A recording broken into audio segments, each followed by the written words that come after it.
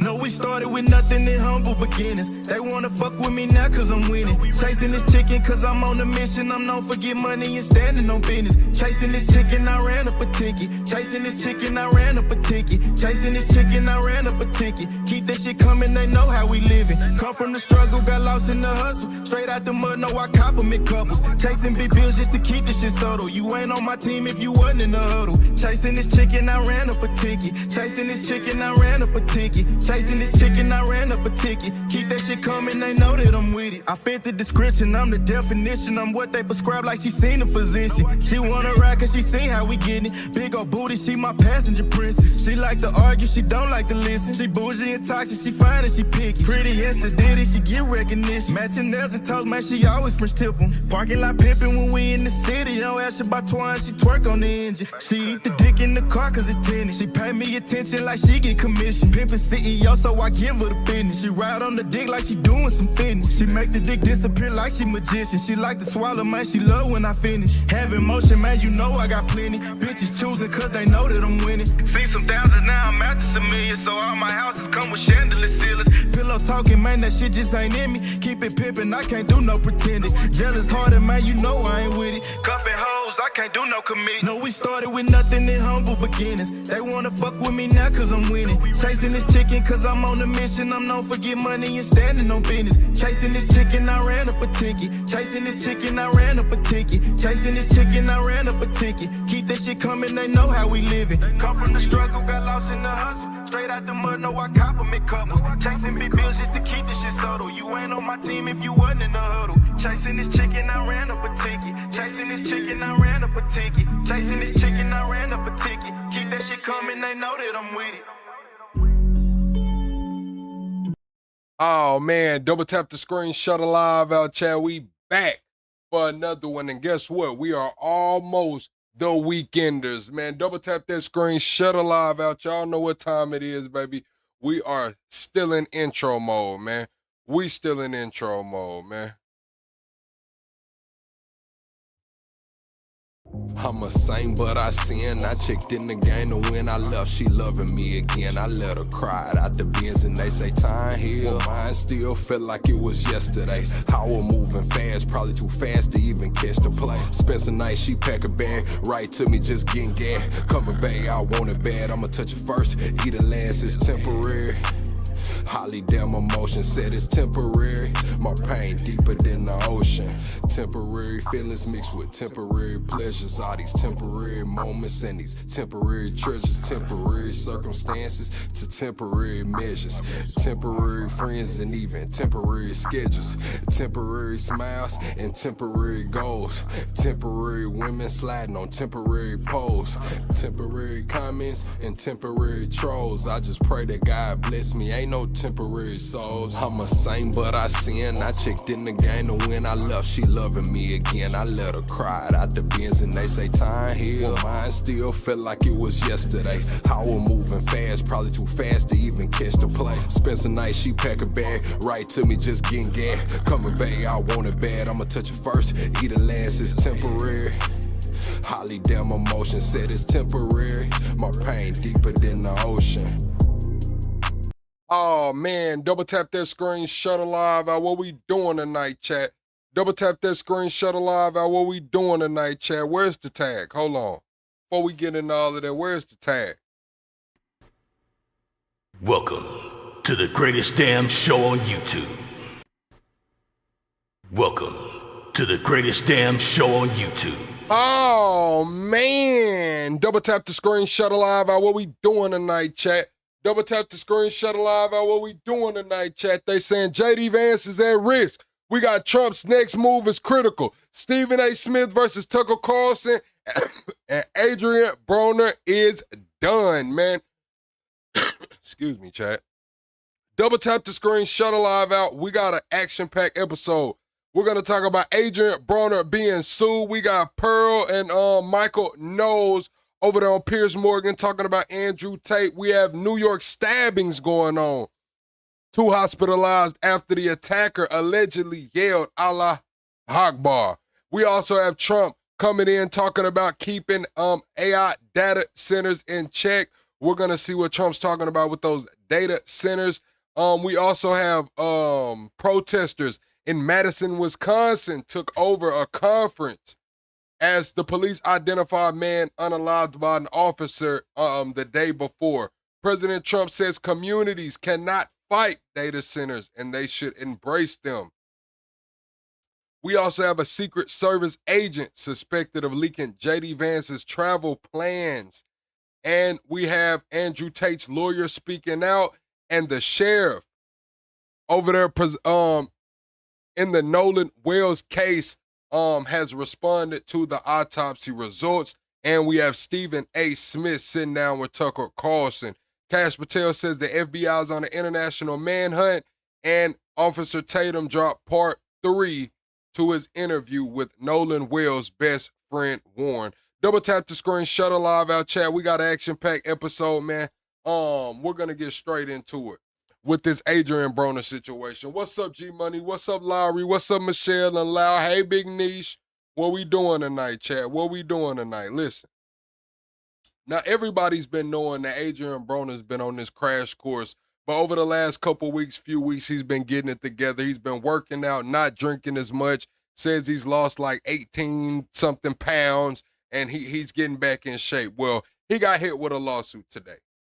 We got the girl, she's been identified. We got the exact clip that may put this civil lawsuit and may hit Adrian Broner's pockets. I'm not gonna lie. After I watched that clip and read into what she's suing for, Adrian Broner might have to come off of that money. It's not a criminal case, it is a civil case, but we're gonna get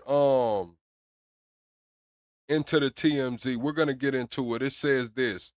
The lawsuit alleges that Broner pressured the woman identified as Havana Saint for X, which she refused. Then he poured ice water on her during a live stream the next morning. Now, that's where I got to pause. They have that. They have the video of him pouring the ice water. It looked like he had a pot or something, and he poured the ice water on her. But that's not the biggest part of that. The ice water goes into the humiliation part of the lawsuit, but he did it while he was in his drawers, chat.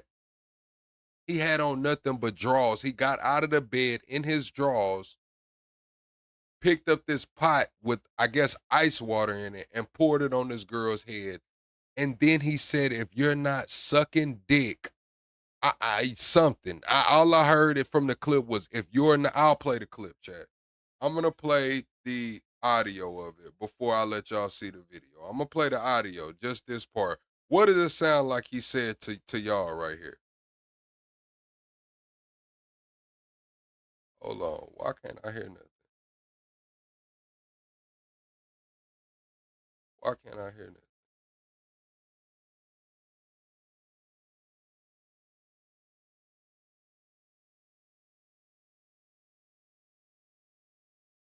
Whoa.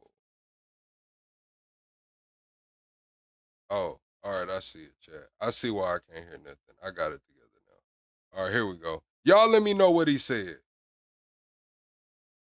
Yo, you gonna suck some dick? You gonna what on niggas? Yeah. Bitch, you gonna be here? Yo, you gonna suck some dick? You gonna what on niggas? All I heard was, bitch, you gon' SMD or you gon' something and niggas. I can't make out what he said, Chad. What did he say? Rod fight today. Yeah. Bitch, you gonna be here? Yo, you gonna suck some dick? You gonna what on niggas? You too. Yeah, Chad. I don't know. This is not good.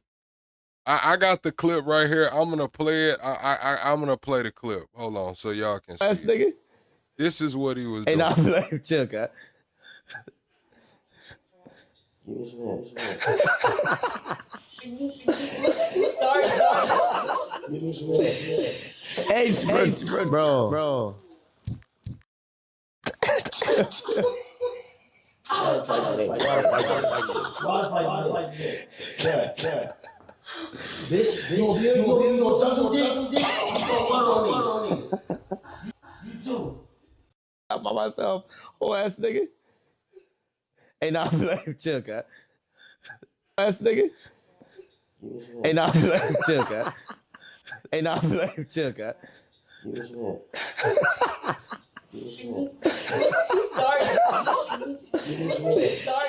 Hey, bro. Now, Chad, this is where he fucked up. Look at him get out of the bed. He's getting out of the bed, right? Grabs the water. Now, what's the first thing you notice when he get out of bed? He ain't got no fucking clothes on. He ain't got no clothes on. He in his damn drawers, and he goes over here, throws the water on the girl. Now, they're on stream in front of thousands of people. Dean streaming, AB streaming. They're in front of thousands of people. He walks in front of her in his drawers, throws the water on her. That's where the humiliation comes. Hey, boom, throws the water on her. Then he goes over here and says, if you're not sucking no D, something. I'm saying that he may be cooked. Listen, it says, the lawsuit alleges Broner pressured a woman identified as Havana Saint for intercourse, which she refused, then poured ice water on her during a live stream the next morning after she and friends stayed at his home, causing humiliation and distress. Filed in 2026, the case involves June incidents, so this was from 2 days, I believe June 2nd and June 8th. Distinct from Adrian Broner's earlier lawsuits, which he faced assault crimes and nearly $830,000 civil judgment at one nightclub. So this is a clip too. I'll play this so y'all can hear it. Why they spamming TMZ, gang? You on TMZ? Why they spamming it? I don't think they would be spamming it like that if it was good. So this clip is where Adrian, AB, and Dean are on live stream, and they're finding out in real time that TMZ just dropped the article about this lawsuit. They're saying he's being sued for sexual battery and assault over alleged incidents on June 2nd and June 8th. The lawsuit alleges he pressured a woman to drink, repeatedly ignored her refusals for intercourse, dragged her to his home, and attempted to force her into intercourse, and then embarrassed her the next morning. Now, this is the live reaction. This is Dean and AB. They're at the gym training. Like I said, AB's been cutting out drinking, training, and trying to do shit the right way, and this is when they get the news. Listen. Why they spamming TMZ, gang? You on TMZ?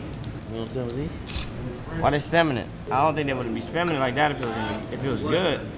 Bro, what? Who's suing me? Now somebody's suing me. Can't make this shit up. Bitch, you gonna suck some dick? Part of the game, bro. Let me check the story. Says somebody's suing me for sexual battery. That's why you beat somebody? I don't know. They just make up shit, man. They be saying bullshit. I didn't have to fool with him, boy. He beat somebody for the pussy. That's what it sounds like. What's that? Adrian Broner, I'm not going to lie to you. I wish the best for you. I wanted this to work out for you, but you were on a crash course. Dean warned you time after time. Hello Yassine warned you time after time. Academics and all of them warned you time after time. You was coming on mad aggressive with these women. They got you on stream grabbing ass, tapping ass. They got you on stream doing all of this shit. We know Dean already had an incident going on with the women. AB, this is not looking good for you. Because not only have you been thirsty on stream a lot, so it's kind of your MO, you were in your drawers jumping out of the bed throwing water on this girl. Now, I don't know if his lawyer can, kind of make it like, oh, well, we were streaming. It was part of the content. I don't know if they're going to be able to spin that. What's the name? Who's that? I don't know. Who the fuck is Havana? What's up, K-Cell? Oh, don't tell me that's the one when me and Ray J was playing. But it was on what's the date? That was last what? Was that in Miami? That's what TMZ. June says June 2nd. You be on that NDA. Yeah, no, for sure. But allegations, that's part of it. But let's not talk about it. But it's still though, you gotta spend money for bullshit. That's funny as fuck. Come up with female said you beat him up for the pussy. Yeah, nah, hell no. Oh, they ain't say it's okay. Yeah, no, they ain't saying that. It's bright. It's bright, bruh. He ain't do shit, bitch! Lying ass hoe. I told you. Adrian Browner, yeah. I told you. Them boys, I'm telling you. I knew it was coming. Woo! What's Look up, at nobody? God. Charleston White gonna be happy. He gonna. What's gonna up, have a party K-Cell? too. Nah, you know the crazy thing is though, Hey, bro, Charles. the crazy thing is we don't even gotta talk about it on stream, gang. No. You know the crazy thing is though. No, the crazy thing is we shouldn't even talk about that dumb ass shit on stream, gang. Everybody go to them comments and put cap, though. Spam cap, nigga. So Adrian Broner's saying that this has happened because he's getting money now, and it's a lot going on. They want to come after him because he has money. We're gonna move on into these New York City stabbings.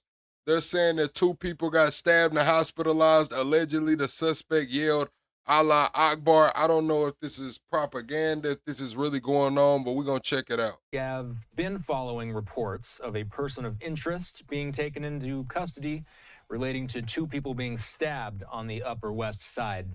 Fox 5 New York has been reporting on this. In fact, they're reporting on this on their streaming show. Just interviewing a witness to the incident itself. Let's listen in to Fox 5's coverage. Richard Giacobis is anchoring.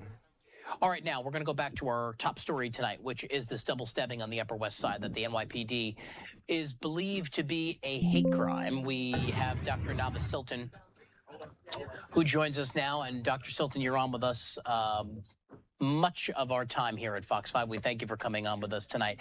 You were a witness in part to this attack tonight. Tell us kind of what you saw and what you knew, what you know, and then we want to maybe get into how really this can affect people's mental health. Yeah, it's very upsetting. This story comes very personally to me. It was a very dear friend of mine who was stabbed by someone.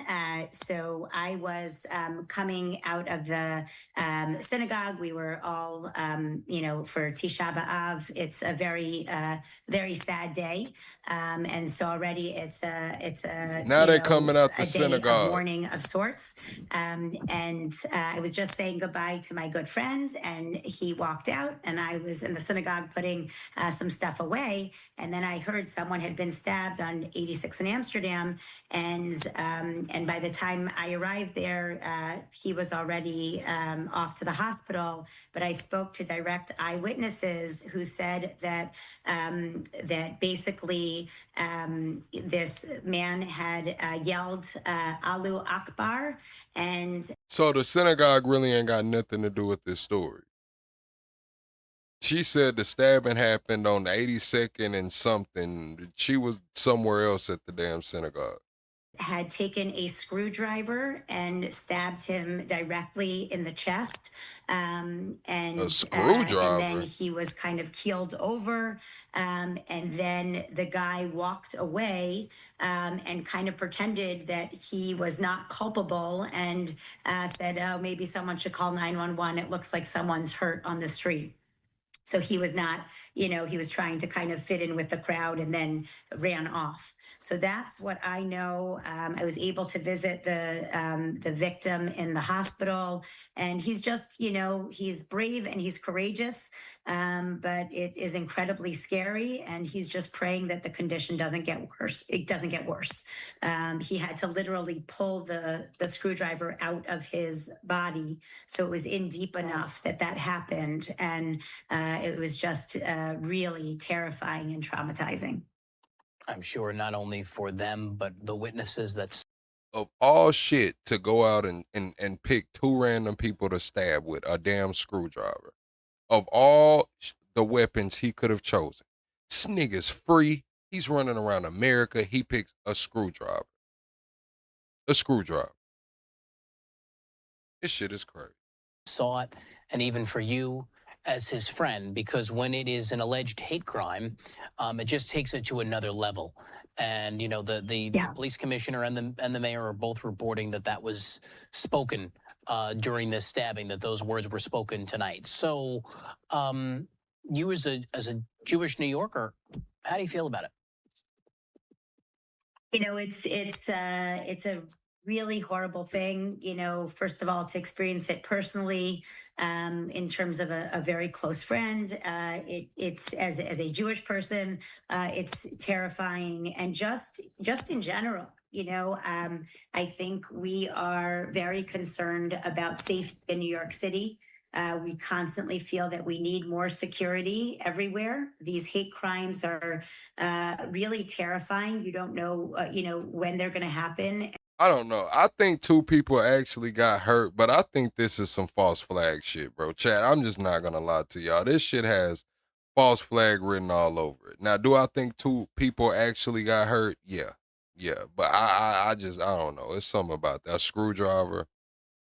And I think we really, as a city, need to take real responsibility and recognize a hate crime when we see it. 3 different individuals heard those words of Allahu Akbar said, 3. and we need to do whatever we. This nigga got stabbed in the middle of one of the busiest intersections around this motherfucker, and 3 people heard him scream Allah Akbar. 3 people.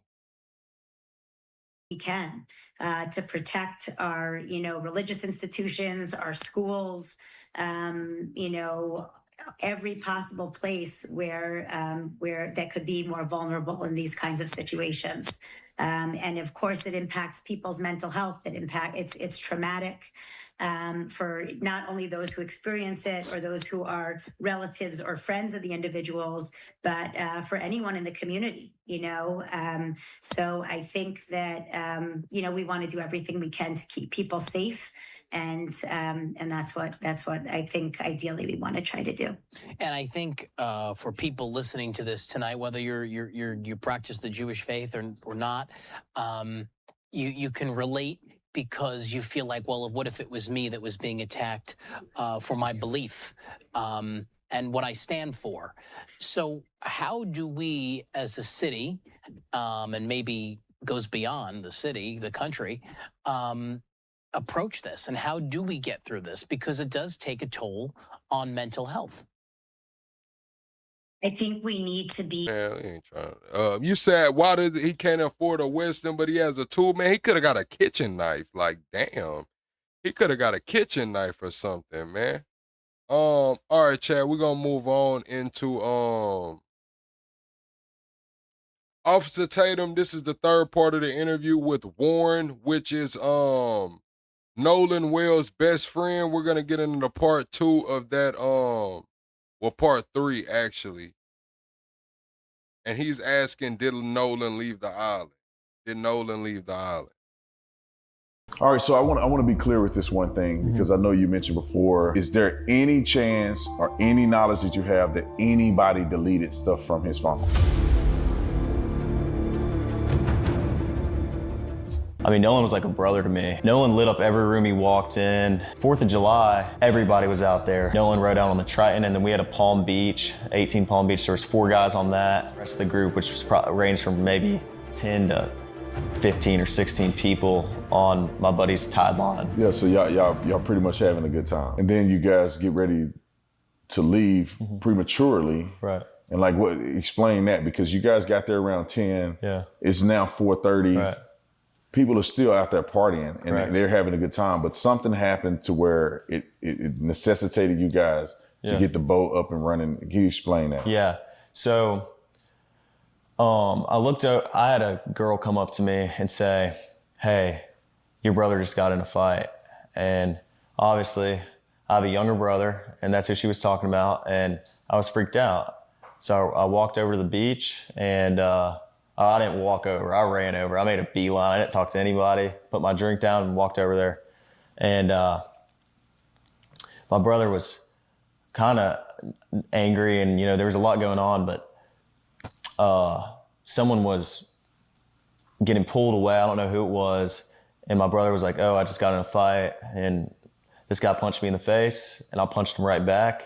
And then went to the ground, and my brother put him in an arm bar. And was Nolan involved in any of this? Absolutely not. When I was over there was a bunch of younger guys like my brother's age, and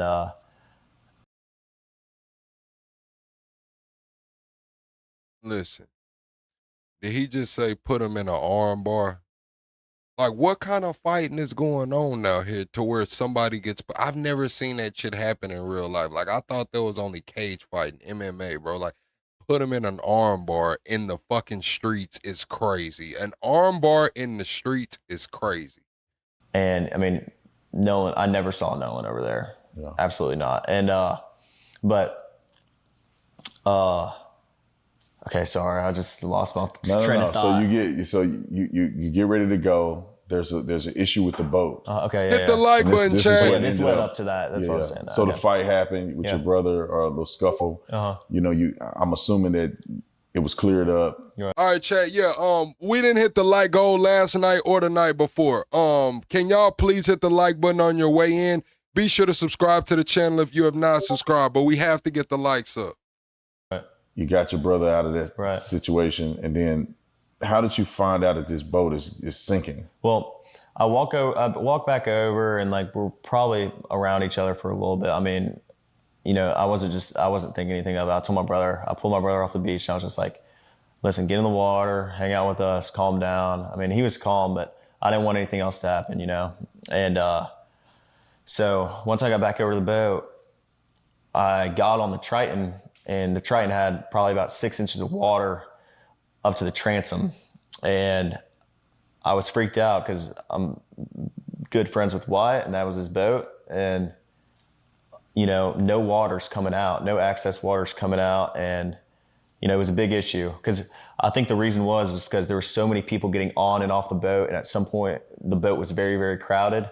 And there was just a lot of people on, so that it drags water in. And eventually, I think over time, we were out there for a couple hours. The boat just started filling up with water. So I popped the starboard side hatch, and the battery was completely underwater. And so the motor wouldn't trim down. I mean, my buddy would go to trim it down from the console, and it'd trim down, and then it'd come right back up. And so Wyatt's trying to throw a rear anchor, so we're caught, and he's, you know, yelling at people. Everybody's kind of freaking out. And eventually I'm like yelling at other people, trying to tell them, you know, calm down. Like, you know, the boat could possibly sink, you know, and I'm not paying attention to everyone around me. I was paying attention to my buddy's boat. And that's what all my other friends that were on that boat were doing, trying to solve the problem. So you're on the boat now. The water is getting up to the point where the boat may be disabled to where you couldn't get it out from Horn Island. So what happens after that? So he's responsible for the boat. Was Wyatt out there or not? So is he borrowing Wyatt's boat at this point? He said he was focused on the boat. He was worried about the boat. Of course, if he was responsible for the boat or in charge of the boat. Wyatt jumps to the water, tries to throw a rear anchor.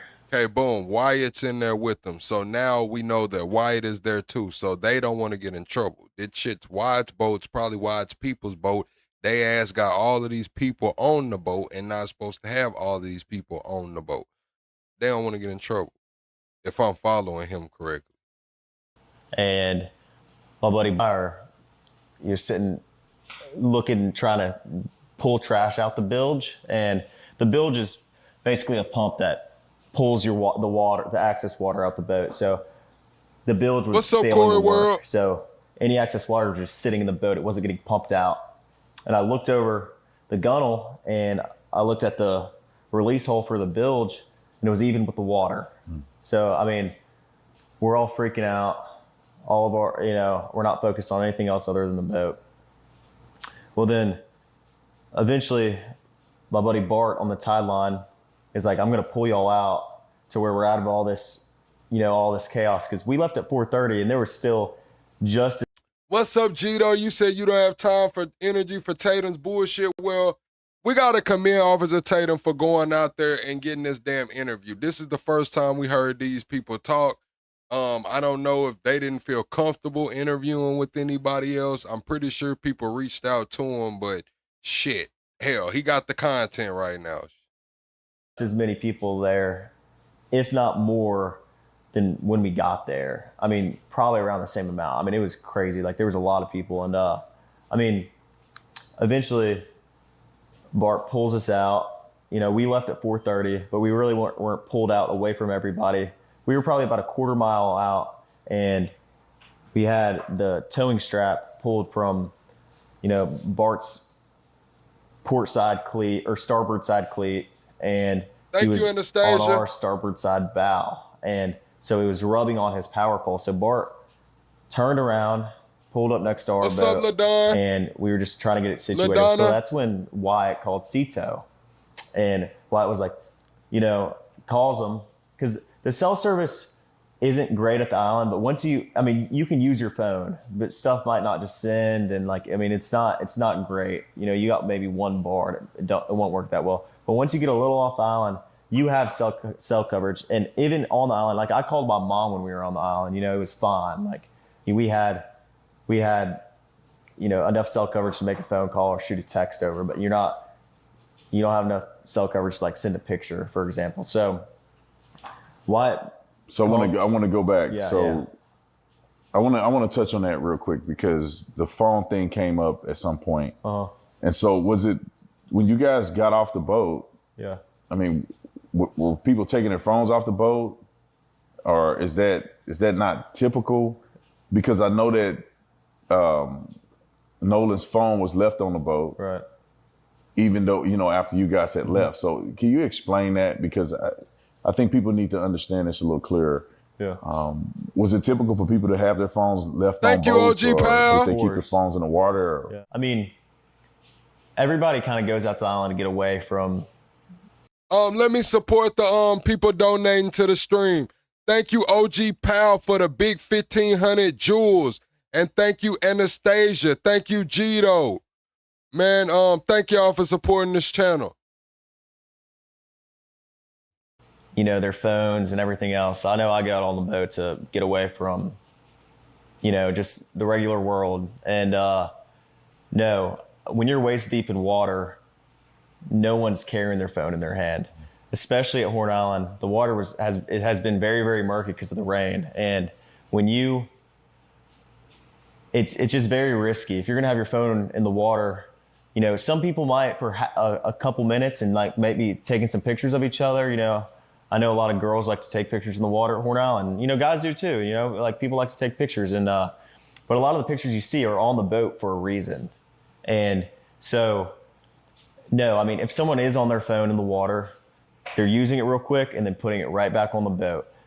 We were all waist deep in water. No one's sitting there scrolling on their phone. I never saw that once, and I've never seen that once. And I've been out the island my whole life. That's just not something people do. People aren't on their phones, and everybody has their phone, yes, but it's always on the boat. No one's getting off the boat with their phone. So. And so you guys get ready to leave out of there, getting towed out. Yeah. And then where's Nolan in this situation? Well, Nolan was, the last time I saw Nolan was 3:00. And Nolan. Now we got Child of God coming in here talking about, hold on, OG pal. I'm going to get to that big ass super chat in a second, but I got to address Child of God. Please tell me you're not out here race hustling as well, please. What the fuck do you mean race hustling? I'm black. I got a fucking do-rag and some dreads on. What do you mean I'm race hustling? I got a do-rag and some dreads on. Was cradling a girl in his arms, Katie. Katie. And Katie, Nolan was sitting there. Oh shit, OG pal. Thank you for the $50 super chat. OG pal dropped a 50 ball and said, hit the like button. What we doing, chat? OG Pal just dropped a 50 in here for y'all to hit the like button. I need y'all to give OG Pal some likes and some flames, and we need to get the likes up in here, man. There, and the last time I saw him, I looked at Nolan, and Thank Nolan you, was like OG shaking his head Pal. laughing, and I was like, dude, you crazy. I was like just joking with him. And but anyway, Nolan, that was the last time I laid eyes on him. But when we were leaving, obviously, no one is getting left at the island that came with us unless they demand. I don't know who did it. I want to know what happened to Nolan Wills. I don't know who did it. I don't know what happened, but I do know it's some cover-up shit going on. Regardless whether he died by their hands, whether he died by accident, unfortunate, it's some cover-up shit going on. It's some fishy shit going on. It's some questions that remain unanswered. That's what I know. know what the fuck happened to Nolan Wells. I hope we find out. Demanded to, be there and asked, this is a very common thing at Horn Island. When you're out there, a lot of people ride out there with someone and in with somebody else all the time. I've done that 100 times. It's a very common thing, but Nolan was sitting by the boat with that Katie girl, and my buddy yelled for Nolan, get on the boat. We're leaving. The boat's having issues. And no, he didn't say that, but he was panicking. Nolan, get the F on the boat. Get on the boat. And Nolan said, no, I'm staying out here. I'm going to ride in with somebody else.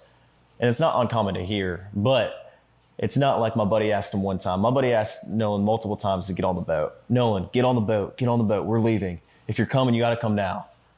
And Nolan made a decision to stay out on the island. And like he said, how many people heard that? Were there at least just a 5 few, everyone that was on our boat right there, because the Palm Beach had already left. My buddy went ahead and went home on the Palm Beach, and 3 guys on the way back. And yeah, I don't think he unalived himself. Now that shit right there is crazy. I don't think he unalived himself. The nigga had football camp next week. He started camp next week to go back playing ball and shit. He's out there around. They said it was the hundreds of boats out there, probably thousands. That ain't where people unalive themselves. People unalive themselves when they kind of alone and, by their damn self out on, come on, bro. No. And Nolan wasn't the only person what up, to ride out there with us and in with somebody else. I mean, we had multiple people in our group that rode out with us and rode in on someone else's boat. And that, like I said, that's not an uncommon thing to do, I mean, a lot of people do that. I could name probably 50 people out there that day. Yeah, and we just don't do no shit like that. You know what I'm saying? Like, we don't really do no shit like that. That ran out with somebody and ran back in with somebody else. So, I mean, it's not like it's an uncommon thing, but it's not like we just left him there or my friends just left him there. Nolan made a decision to stay on the island after my friends asked him multiple times and told him to get on the boat, and he decided to stay.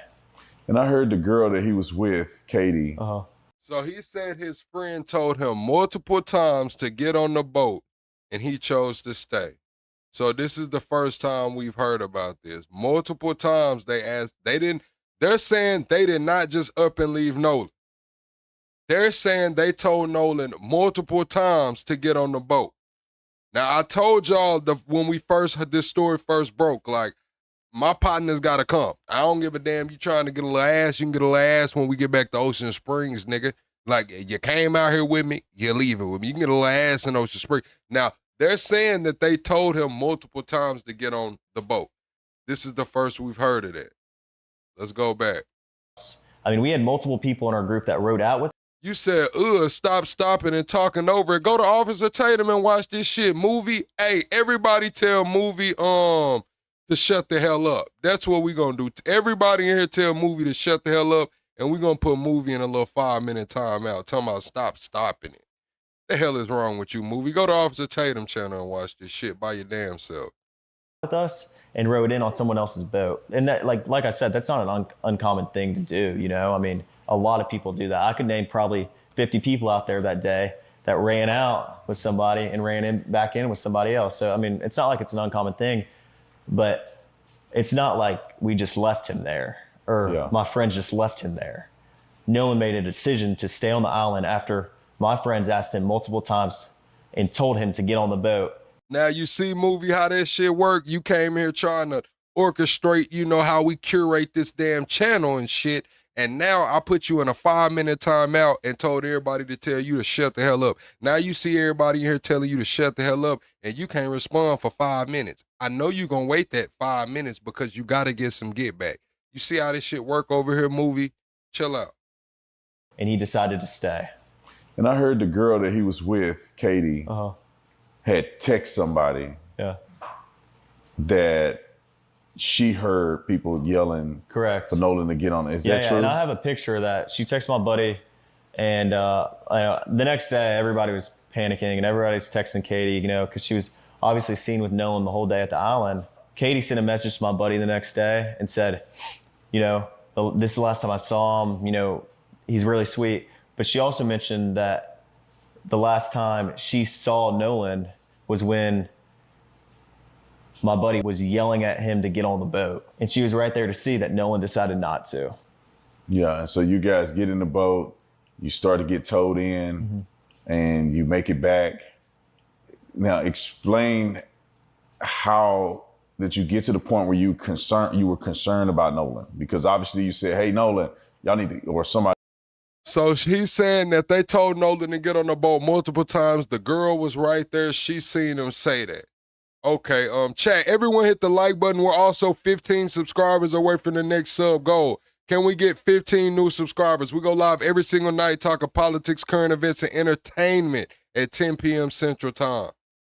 Not when you, did I get but to that point? You guys had made mention Nolan needed to get on a boat. Yeah. He didn't. Yeah. You guys get back to wherever you're going. Right. Explain that. Did you guys go back to somebody's house, or you Right. guys like what happened there? And then when did you feel like, well, wait a minute, where's Nolan? Right. Okay. Well, running in was very chaotic. I mean, Nolan. Thank you, LaDonna. Welcome to Plugged In. Chat, also, YouTube is giving everybody a free membership.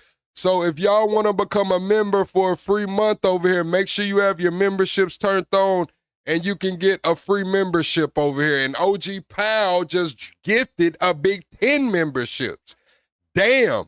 Thank you, OG Pal, for the 10 gifted. That's what I'm talking about, chat. OG Pal been here since before I had the channel. OG Pal was around when I was sitting on my brother Moneyway channel, just running my damn mouth. Thank you, OG Pal, for your continued support. Chose to stay on the island, so my focus wasn't on anything else other than the boat, you know, because if the boat doesn't get in, then no one gets in, you know. I don't want to sink out there on my buddy's boat, and no one does, but my buddy Wyatt jumped out and pulled the plug on the boat once we kind of got out there, because he got the motor to trim down, and the motor trimmed down. My buddy Wyatt pulled the plug, and we planed off. We moved all the weight to the front of the boat so we could plane off, and eventually we planed off, and the boat was running. So when you're planed off and you have water in the boat and you're hauling, you know, we're going pretty fast. We're going probably 40. Art of War, what it do? Michelle, also, you gotta make sure your memberships are turned on, and YouTube's giving you a free membership trial, like for 1 month, I think. They giving everybody can get a membership from one creator per month, I think, on the free trial. But be sure to join the Discord too. We're gonna start doing weekly calls in the Discord and building shit out. 42 miles an hour. And so all that excess water that was built up in the boat is coming out of the boat. So, I mean, that's what we had to do. So we ran into Fort Bayou, and we didn't just run straight to my buddy's grandparents' house. We ran into Fort Bayou. A couple of us jumped in the water, and Wyatt, like, the whole reason for the stop was so Wyatt could hop in and put the plug back in the boat. So then after that, we went and docked. So they stopped so Wyatt could put the plug back in the boat. Listen, chat, listen to this chain of events. Pretty fast. We're going probably 40, 42 miles an hour. And so all that excess water that was built up in the boat is coming out of the boat. So, I mean, that's what we had to do. So we ran into Fort Bayou, and we didn't just run straight to my buddy's grandparents' house. Thank you, ran Shirley, into Fort for the Bayou. 550 A couple of us jumped in the Joule. water, and Wyatt, like, the whole reason for the stop was so Wyatt could hop in and put the plug back in the boat. Thank you, Shirley, for supporting the channel with the Stay Hydrated. This show was like 100 degrees over the last few days. They said it felt like 124 over here, Shirley. Thank you for the Stay Hydrated. So then after that, we went and docked it, and I went back to my buddy's house, and we ate and, napped for a little bit. It was a long day at the island, so, we were all tired. And eventually we go over to a girlfriend of mine. She was having people over for 4th of July. We were doing like fireworks and stuff. So we all went over there to swim and, hang out.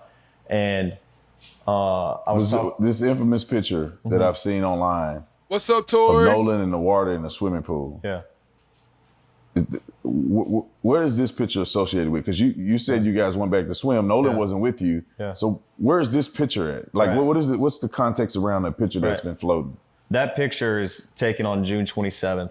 a week before the 4th of July, we all went to a friend of ours in Pass Christian. We have a lot of friends from Bay St. Louis, Pass Christian. We all went over there to hang out, and And Nolan was in that picture. Nolan was in that picture, and if you look in the picture, my arm is around Nolan in that picture. And I mean, that was a week before the 4th of July, so that picture is not associated within even the same. I mean, that was like a week before, so yeah. So you guys are now at swimming and having a good time at a lady friend's house. Right. I never got to the pool. I talked to her. Karen, your $2 super chats don't look bad. Karen, listen, we take all of that, man. The twos and fews, the pennies, the nickels and dimes on the AdSense. Listen, man, I'm humble, man. We still getting it out the mud, Karen. One day we gonna make it. All right, one day we gonna make it. But today's not that day. Dad for a while, and I mean, all my friends were downstairs. I went upstairs, talked to her dad.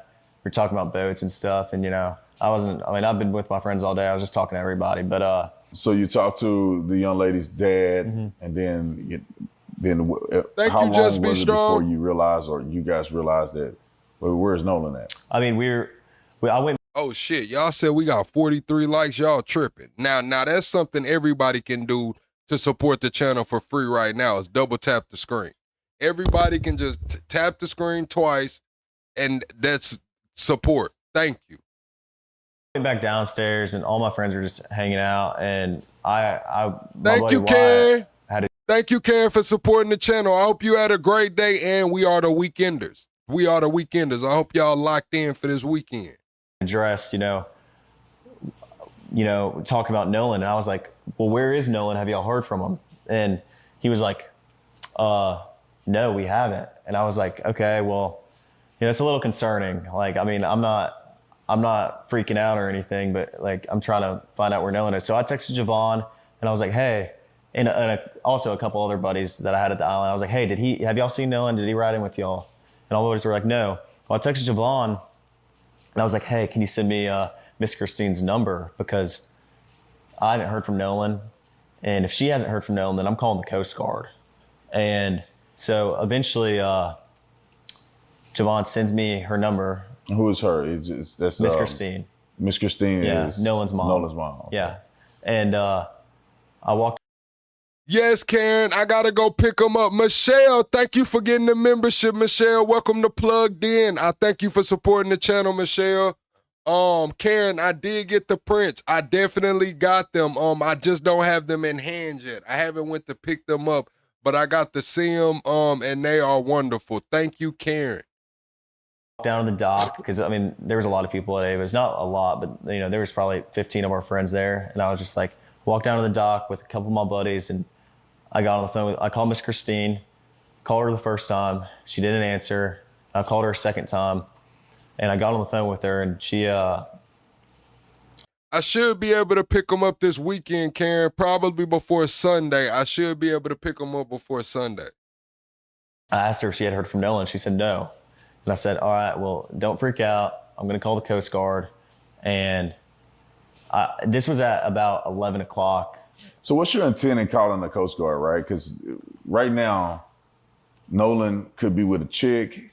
He could be with somebody else. Right. He could have gone back with somebody else. What made you concerned enough that you felt like Karen. You couldn't weigh it out anymore? You had to call the Coast Guard. Well, I mean, like I said, my friends and I have been on the water our whole life. Stuff happens. People die all the time. I know people that have died out there. And, What's up, Lunatic Libertarian? Yeah, I'm not gonna lie, chat. That water's dangerous, man. I lost, like I said, someone really close to me to that water. That water is fucking dangerous. It's a fun place to be, but it's also a very, very dangerous place to be if you're not handling it right. And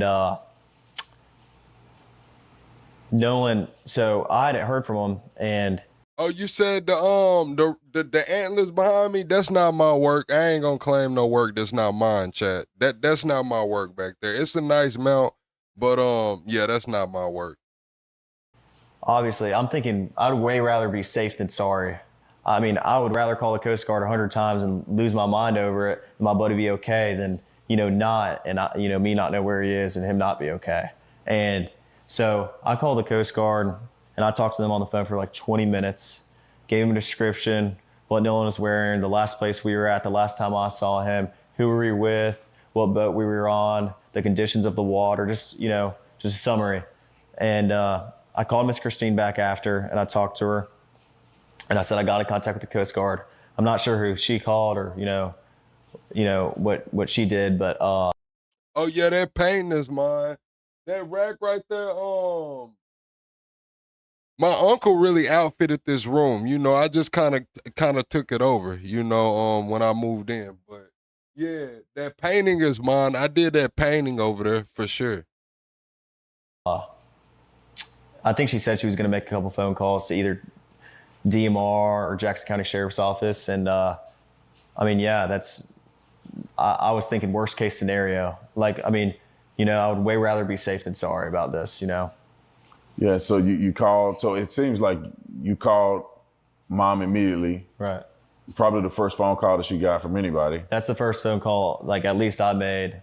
Thank you, Lori. And I would assume that's the first phone call she got from anybody because Javon hadn't called her. And, there's nothing wrong with that, but Javon hadn't called her. And, I was just worried about my friend. Stuff happens out there, boat problems, it could be anything. But, there's a lot of stuff that happens out there, and I was just worried about my friend. And so you guys made that call, nothing that night, and I'm assuming you wake up the next day, and then what happens? I wake up the next day. But yeah, hopefully this fall I get the put some up there. I lost a lot of my shit, chat, when I moved. Y'all know I was in Texas for a long time, so when I moved from Texas, a lot of my shit got lost in translation. But I get to hunt this year. Y'all know I haven't been able to hunt for what? Shit, man. Over 10 years I wasn't allowed to hunt for over 10 years. So now I can hunt again. I'm gonna go get my hunting license. This year I'm back in the woods. So we gonna get some shit on the wall. Day at about 7:30, and my dad had texted me because obviously Nolan's photo was all over Facebook, and I just saw it everywhere, and I was. Young Merv come through supporting the channel with the super chat. Salute my fellow FBA, man. What's up, Young Merv? I hope everything's good, man. We the weekenders in the building, getting ready for the weekend, man. Looking around. Freaked out because I was like, oh my gosh, I left Texas probably 5 months ago, maybe 6 months ago, Michelle. I got a couple projects I'm working on back home, and then I'll be back out there, though. Of course, I'll be back to Texas, but I got some shit I got to do at home. I assumed, Nolan's just, we had been drinking all day and that he's just sleeping somewhere and, that he's okay. But I didn't want to believe that if we didn't know for sure. So, next day I woke up and my stepdad walked to my room and he said, hey, have they heard anything about Nolan? What's going on? Because I hadn't spoke to him. And he was like, yeah, chat, once we get these houses ready to rent, I don't know if we're going to do the sober living home for one of them or if we just going to straight rent it out. But once I get the bathroom redone, the backyard fenced in and shit, one of them will be done. But I'm thinking about taking on another project. That's what I really been contemplating, is taking on another project, but that'll be a complete build because that shit has to be tore down. That it has to go. Everything has to go at their property. Nothing's salvageable. It's over with. You have to rip that bitch down. But yeah, I'm thinking about taking that project on as well. I was like, yeah, no, I don't know. I had just gotten up and he was like, all right, well, we're going and getting on the boat and looking for him. And I was like, okay, yeah. So I got my wonderful, buddy full Ricky, name, wonderful. I got my buddy Brooks, I got my buddy Jax, my mom. Full name, they wonderful, man. They are wonderful. Shell, what's up, Shell? I hope you doing well. You say you've had 3 people passed in the family. Man, I hope your days get better, Shell. Prayers to you and yours, Shell. And I know you a soldier, man. I know you tough, man. But prayers to you and yours. Mom came on the boat with my stepdad and I, and we all went out there and looked. When I got out there, there was dozens of DMR boats, helicopters, planes flying over Horn Island. And this wasn't just Horn Island. There was also Ship Island they were looking at, I'm sure, and Chandelier Island, Petty Boy. I mean, it wasn't just Horn Island specifically, but where I was at Horn, there were boats everywhere, and not just like random boats, but like, you know, marine resource boats and, you know, cops and, you know, the whole nine. Like, it wasn't like there was just a couple boats looking for Nolan. There was planes and helicopters and, you know, everybody. So.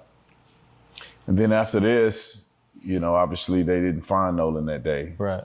And so what was your reaction like when you heard the news, or how did you hear the news that they found Nolan's body? Well, the next day, well, it got to be about 1 o'clock on July 5th, and I was like, my mind started to turn. I was like, man, you know, if he's not awake yet, like, where is he? Like, you know, like I got very, very worried. And, you know, I was with my buddy Brooks the next day, and we're driving, and my buddies were texting my group chat. They were like, hey, listen. And then I got a phone call from my buddy Trace, and he was like, hey, man, they just found his body. And I was like, I wanted to have hope, but it was really, really hard to have hope when they. Man, I know that feeling, chat. Like, I know that feeling, man. Having hope and like just thinking like, shit, your friend's just gonna walk out of the woods one day, or just be walking down the side of the road on the way back to town, and you know, and just having that hope. And then when they say they find the body, it's like, fuck, bro, it's real now. Like, shit, bro, like, my partner not coming home, bro. Like, fuck. I haven't found your buddy in the last 2 days, and but there's still a little bit of hope there, you know, like maybe, you know, he's not gone, and maybe, you know, he's okay. But my reaction was just, I was with my buddy Brooks, and I broke down. I mean, I haven't experienced death a lot, but especially with someone I'm as close with as Nolan. And I mean, I broke down, and I sat there with my buddy Brooks. Oh shit, Shell came through with 5 gifted memberships. Shell, thank you for the 5 gifted memberships. OG Pal and Shell, be sure to get with me in the Discord so I can send y'all the new books. I got bundles. I got OA, the organized action, the framework for the modern political movement, and I'm gonna send y'all both a copy of that for grabbing 5 or more memberships. And OG Pal, man, thank you guys for that. Now, what comes with that is you guys get to pick one person in the chat a piece to send a bundle to, because y'all purchased one for you and one to gift. So OG Pal, pick someone in the chat that you would like to have the book, and Cheryl, you pick someone in the chat that you would like to have the book. Don't ask for the book if y'all not gonna read it. Don't have Cheryl or OG Pal gift y'all the book if you're not gonna read it. Brooks' shoulder, and I cried, and I was upset. I made a couple phone calls to my buddies and checked up on my buddies, because, you know, I care about my buddies too. I mean, like, we're all experienced this. Like, we all realized at the same time. We all heard the news at the same time. Like, you know, he's gone. And so it was really, really hard on me. I mean, I've never experienced something like this, and it was traumatic. I mean, Karen, you say you got to put your fur baby down tomorrow. How long have you had your fur baby, man? My condolences. I remember one time I had an animal that I was really close with, and ever since then I just, you know, I haven't been close to another animal, man. I know how tough that could be. I could tell you. Thank you, full name. And when I was there, when I For got the that jewels. phone call, you know, where I was. And I just remember, like, it was insane. Like, I can't even put into words how upset I was, you know, and how upset my friends were. So. And then comes the stories and the backlash and the craziness. I mean, you guys are now hearing that you're responsible for it. You did it. You killed Nolan. So what was the next step? Did you guys ever engage with police or? Yeah, so the first time I talked to the police was July 7th. I talked to the lead investigator, and I told him my whole story, top to bottom, dotted every I, crossed every T. I told him everything I knew. every little detail. I mean, everything I could, tell them to try to figure something out, Were you the only one to talk to the cops, or no, of course some not. other guys? Every person that was included, especially, the guys that you see on social media, everybody cooperated with the police fully. Nolan was with us on the way out, and he rode out on the boats with us. So, I mean, we were the first people to get questioned. I mean, we cooperated with the police the first time they called us, and, we talked to them, as soon as they needed, and we were fully cooperative. And we see Benjamin Crump coming to town. Laurie, you haven't sent me your email. That's the whole thing, Laurie. You didn't sign up on the landing page, so I don't have your email, Laurie. I need your email so I could send you so I could send it to you. So you need to send me an email or a message in Discord so I can get your email. Made it about race. Right. What's your feeling about that? Do you think that any of this has anything to do with race, or because I mean, obviously something happened to Nolan. It appears that you guys may not have been involved at all. Well, I say may not. It's no evidence that you were involved at all. Right. You guys had left. Right. But do you think that there's a racial component to any of this? Of course yes, not. Laurie. I mean, I think if Nolan ever felt the most little bit uncomfortable around us, which we never gave him a reason to, but if he did, he wouldn't hang out around us. But if you go look on, like my friends have had Nolan posted all over our social medias, since freshman year in high school. Like, if Nolan ever felt uncomfortable with us, why would he be hanging out with us all the time? I mean, every day we're back from college, we hang out and we're around each other all the time. So absolutely not. I would never look at Nolan any other way than I would any of my other friends. I mean, he was like a brother to me. You guys had been interviewed by law enforcement. Mm-hmm. All of you guys have given statements. But then I think that there's a part associated with this that's being rumored out in the public, and that is the situation with the cell phone, potential deletion of messages. When did that occur, and what happened there? Okay, so part 4 gonna drop tomorrow.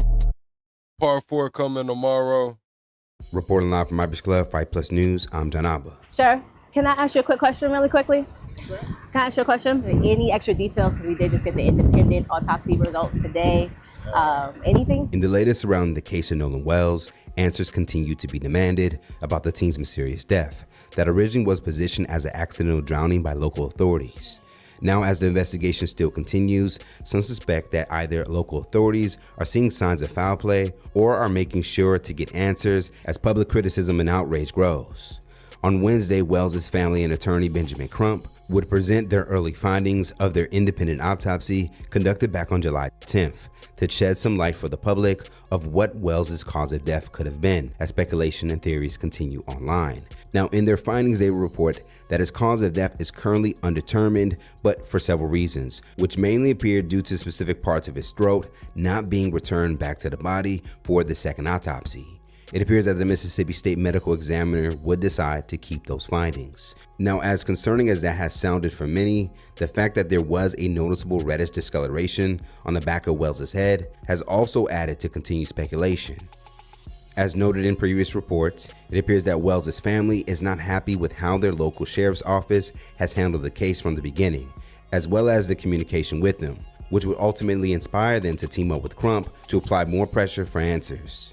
If you can recall, following Wells' body being recovered on July 6, Sheriff John Ledbetter of the Jackson County, Mississippi Sheriff's Office would go on to suggest in an interview before an autopsy was even conducted that he did not suspect any foul play. Now, the statement would go on to anger many and have some accuse Ledbetter of trying to cover up the case. Now, as more media begins circulating, it does appear that Ledbetter's early statement continues to bite him back.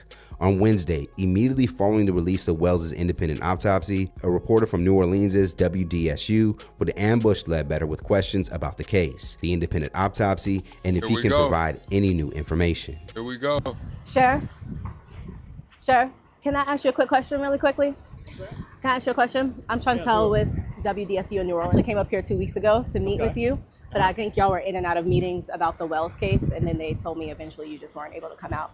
So that was like July 8th. So I'm back now. I'm wondering if you guys will be releasing any more details concerning the case. The last thing I saw on your social media was on July 8th, the same day.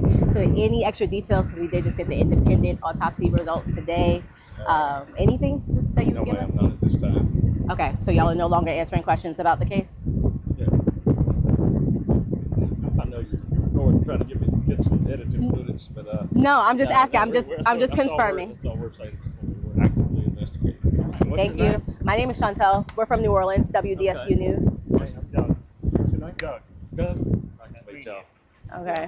Yeah, it's still actively being investigated. Again, this was from the press conference this morning. When mom said that y'all were saying there was no foul play in the beginning, but now this, has anything changed since then at all, or? Like I said, we're actively investigating the case. That's still an active, ongoing. The state medical examiner did not release their report right at this time. If I were you, I'd check with the district attorney's office too. As far as I know, you don't have to publish that. That's going through the district attorney's office. That's not. Here we go. Now, the moment honestly looks to have caught Ledbetter off guard, but he would continuously state that it is still an ongoing investigation, while dodging in-depth questions and any thorough reactions to the results from this newest autopsy. Now, as you should know, Wells's parents and representatives are mainly after transparency and clear communication from Ledbetter and the local authorities, but it does appear that the sheriff's office is playing by their own rules instead of a collaborative approach, as they continue to remain tight-lipped about any new findings. Now, despite Ledbetter's lack of an in-depth update, many, however, would take to social media to share their reactions to the results from the independent autopsy, including several medical experts to further elaborate on the findings. I've done hundreds of autopsies on infants, toddlers, young teens, young adults, senior citizens, obese, morbidly obese, different ethnicities, suicides, murders, accidents, natural causes. I've done them all. So when you tell me there was an absence of the interior structure of the neck, my question is why and where is it? Was it recovered with the remains, or were the remains like this when you retrieve the remains? What part of his neck is missing? Here we go. Has the soft tissue been preserved, or did the water damage or anything else disrupt what could possibly be used as information to find out the cause of death? Because if his neck is missing, then what caused his injury?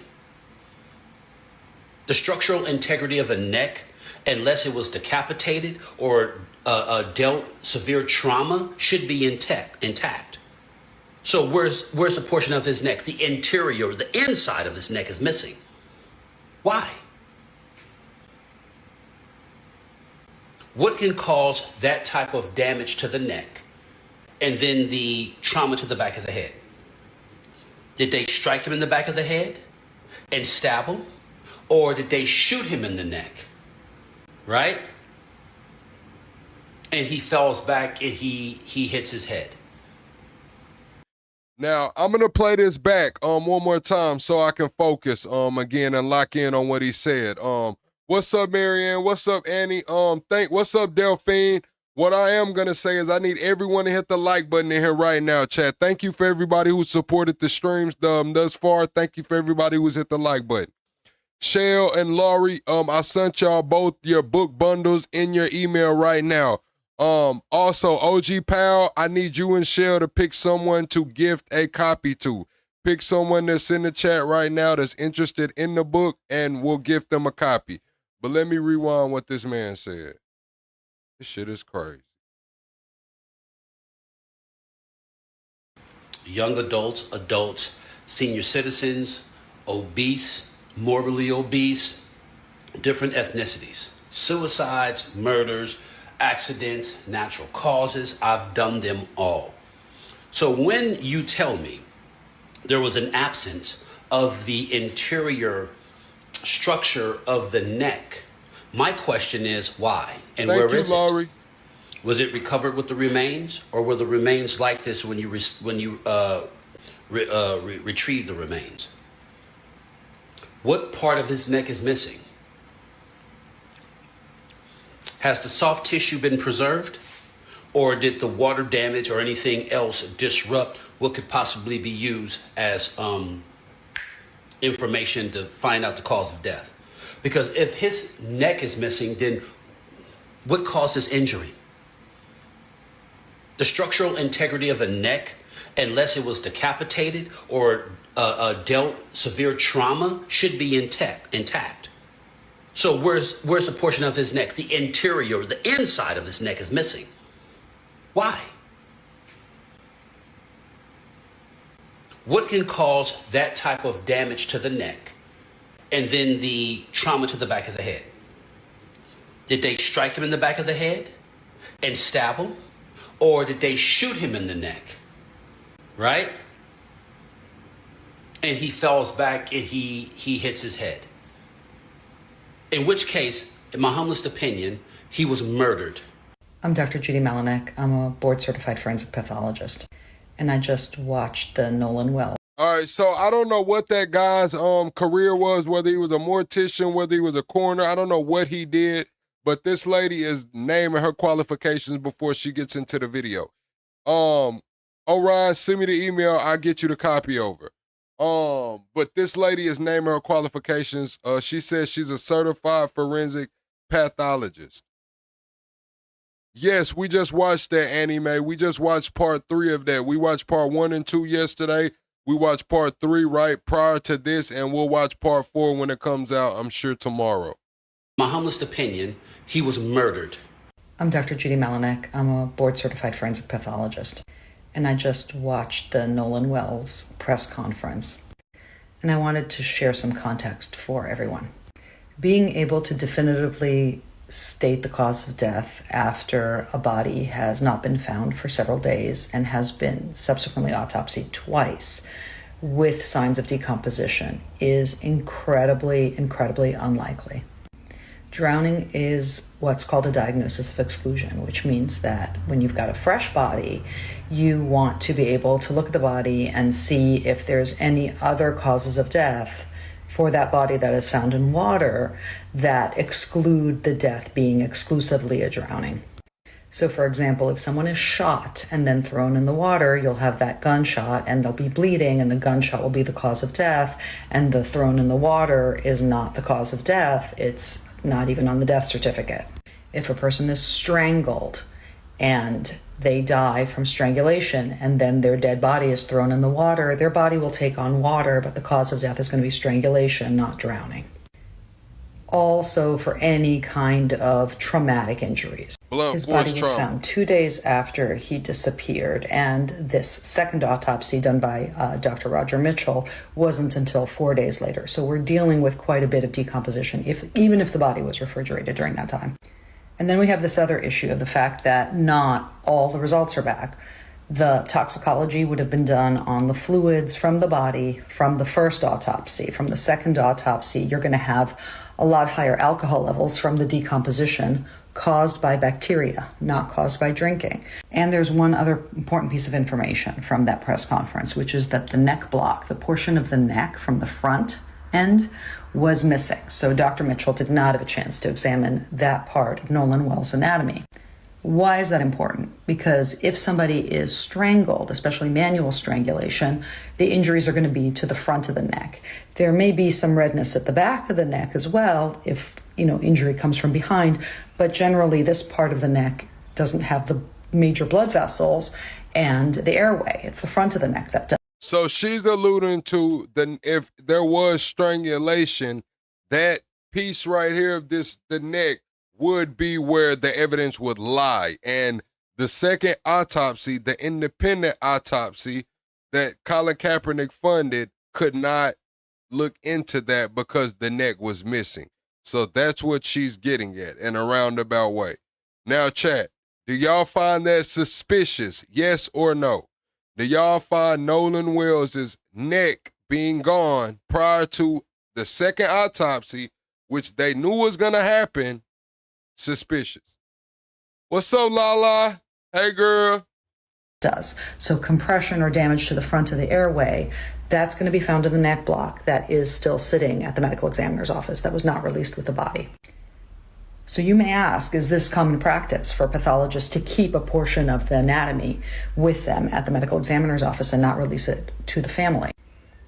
And the answer is yes. We will sometimes retain important specimens that have pathology in a jar under formaldehyde at the medical examiner's office for further examination or as evidence. And the absence of that neck block is really important because we still don't have information from the first autopsy that has not been released yet. So we don't know if it was kept out of an abundance of caution, meaning that it didn't have any findings and it was negative, or it was kept because it has findings, because there's a broken hyoid bone, or because there's hemorrhage in the strap muscles. Until we get that first autopsy report, we don't know why it's been retained. So why should anybody do a second autopsy? A second autopsy is often done in cases where there is a high-profile case such as this, or there is concern from the family for foul play, and they're just not getting answers from the medical examiner's office because the medical examiner's office is still doing their investigation and is keeping things under wraps, because if there is foul play, they have the evidence, they have the physical evidence that might be able to trap the killer, and they don't want to release that to the public. Even if there is no evidence of foul play, just the lack of evidence is evidence and is important information that might affect how people are interrogated, whether they're going to tell the truth or not the truth about what happened to him. You have to understand that the medical examiner's autopsy is legally mandated, and it is ultimately the most independent autopsy because it's not beholden to the family, it's not beholden to the prosecutor, to the police, to anybody else. It's an independent agency. So that is an independent autopsy, but it takes time. And it takes time until we get all the information back, including the toxicology report. And to answer the question, if somebody's intoxicated and they drown as a result of their intoxication, meaning that they're just, too intoxicated to be able to swim adequately, the cause of death would still be a drowning, but the intoxication would be considered a significant contributing condition. But because of what I said about alcohol forming from bacteria after death, if the body is decomposed, you have to subtract some of that alcohol because it may have been caused by bacteria and may not have been a sign of intoxication. And you can have up to 0.20 gram percent. So 0.08 is above the legal limit in most states for driving, but you can get up to 0.20 in a massively decomposed body. So it really throws you off when you have decomposition and alcohol to try to figure out whether... All right, chat. So it says right here, medical examiners are not selected by law enforcement. They are appointed by state or local government officials. They operate under the authority of the public health or justice systems. Most states, including Virginia, the chief medical examiner is a forensic pathologist who is appointed by the state's commissioner of health or similar health authority with the approval of a governing board. This appointment is part of a public health and medico-legal investigation framework. Appointment is typically by the state health commissioner or equivalent. While law enforcement may notify or request the services of medical examiner, the examiner's hiring, the oversight or public health matters. So she's saying it's independent, but I don't know. there was alcohol on board. They're still beholden to the state. I mean, I guess. I don't know how that's independent, but I don't know. Board, or whether all of it's just been made by bacteria.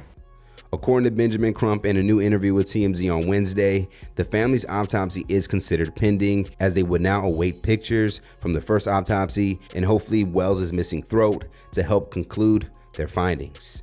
Let's talk about it more in the comments below. Is Ledbetter's approach to remaining quiet helping or hurting the case? And what does the independent autopsy results suggest to you what could have happened to Wells? Reporting live from Irish Club 5 Plus News, I'm John Ott. All right, man, we'll tap back into that Nolan Wells situation on tomorrow, chat. We're going to move on to JD Vance, and they saying Secret Service agent may have leaked out JD Vance's travel plan, so that's a security breach. Today, the Secret Service confirmed that one of its own agents is under internal review. Security breach at the White House, man. Security breach at the White House. Shit is crazy. though it declined to say exactly why. A source tells CNN the agent who protects Vice President Vance and his family is suspected of leaking information for a news story. The piece by MS Now revealed that some in the Vance security detail are, quote, fed up with unpredictable last-minute requests, including the VP planning to fly his son on a military chopper to a golf lesson. The trip was reportedly canceled due to weather. CNN senior correspondent Josh Campbell is joining us now with the latest. Josh, what are you learning here?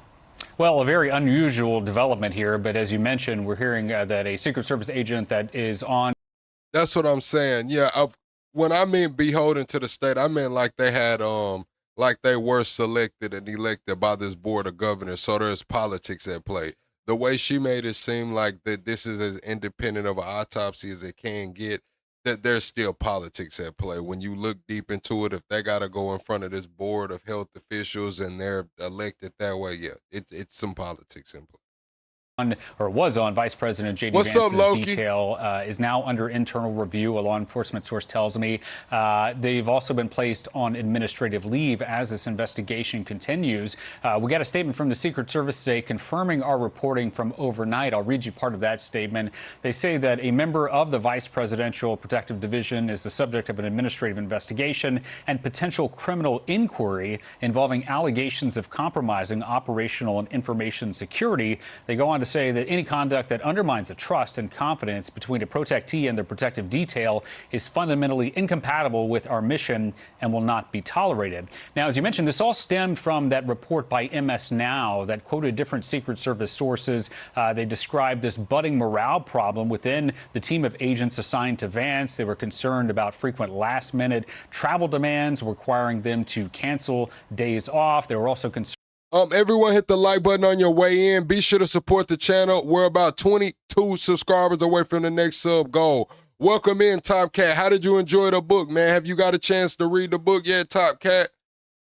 Reportedly about Vance's use of government vehicles to include a helicopter to go to a golf lesson at taxpayer expense. Now, look, we've heard from sources that for months have been concerned about what they describe as the often chaotic schedule of the vice president, including his personal schedule, that within law enforcement and military circles, people may not understand that in order for the vice president to move, to travel, that sometimes involves hundreds of people who have said that, you know, oftentimes this. Yeah, remember they said it cost $50 million to send them, what was that, to Europe? Wasn't that around Christmas? When did J.D. Vance go? He went somewhere like to Europe or somewhere, and they said it was like $50 million for J.D. Vance them to go over there. $50 million, like 2 damn supply jets. He took like 50, 60, I don't know how many people with him. This shit was crazy.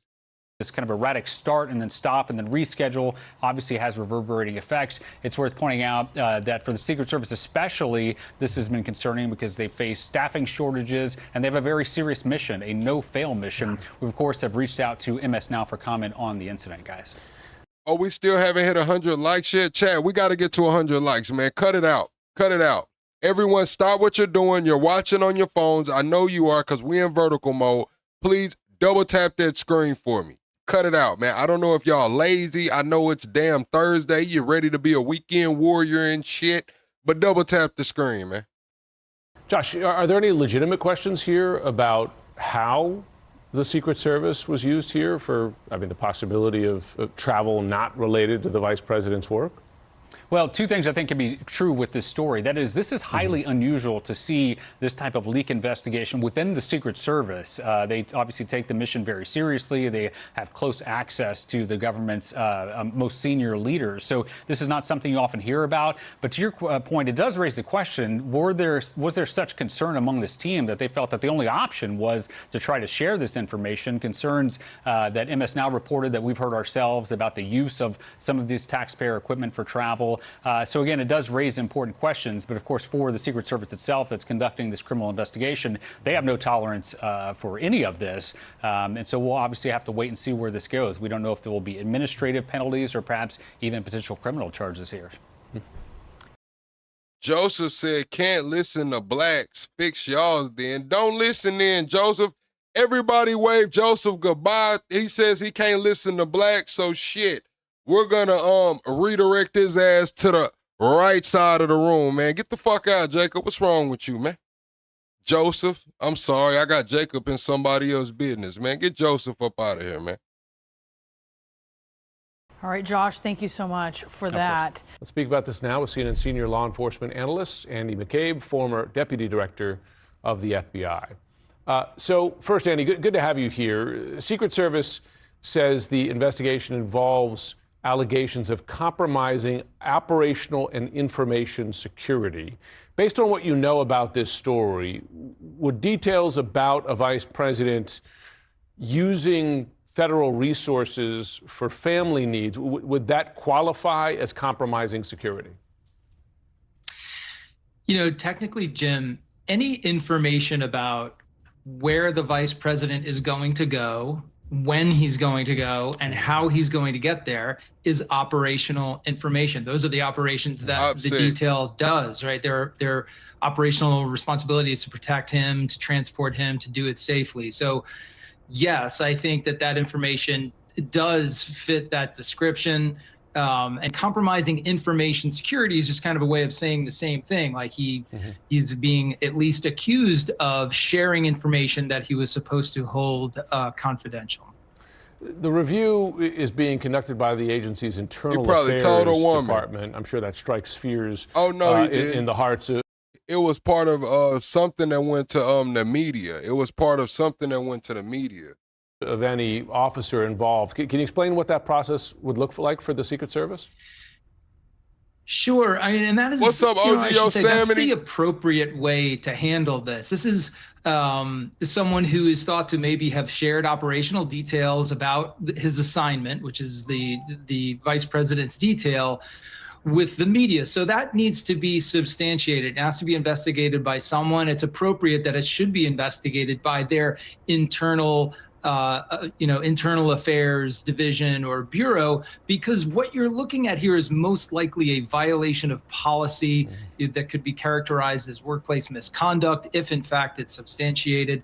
The reference in the public statement to possibly criminal seems like a bit of an overkill at this point. It's hard for me to imagine what criminal statute, even if he shared those sorts of details, it's hard to imagine how that would allegedly violate a criminal statute.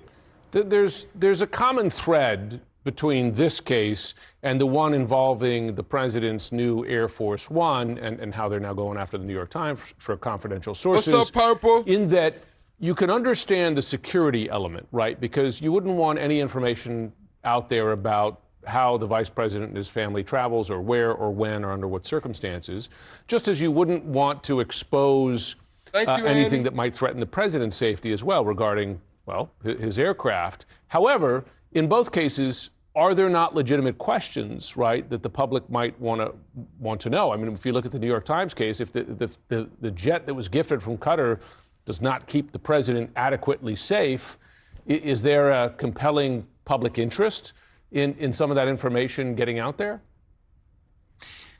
Absolutely there is. And I think, as you've noted, there's a very consistent thread here between these two stories, and that is the information that's made its way out to the public is information that's basically embarrassing to the protectee, either the vice president or the president himself. And this administration does not like to be embarrassed. No administration does, but this administration has decided to be very harsh on the people involved in things that they perceive as being undermining their image or their reputation. And so you're I think this Secret Service agent is gonna go through a very rough experience and a tough investigation here, because if they were willing to subpoena the toll records of journalists at the New York Times and family members of those journalists to get to the bottom of who leaked that piece of information about the jet, there's no limit to what they'll try to do to an actual employee of the Secret Service. So this one's not going to go away very quickly. Yeah, folks who are employed by governments are more exposed, are they not, to this kind of thing? I mean, not just getting fired, right, or administrative penalties, but potentially criminal penalties? Absolutely. They're very exposed. And, you know, what you mentioned before, like the legitimate public interest in these stories of either danger or abuse of government resources, things like that, there is no question there's a legitimate public interest there.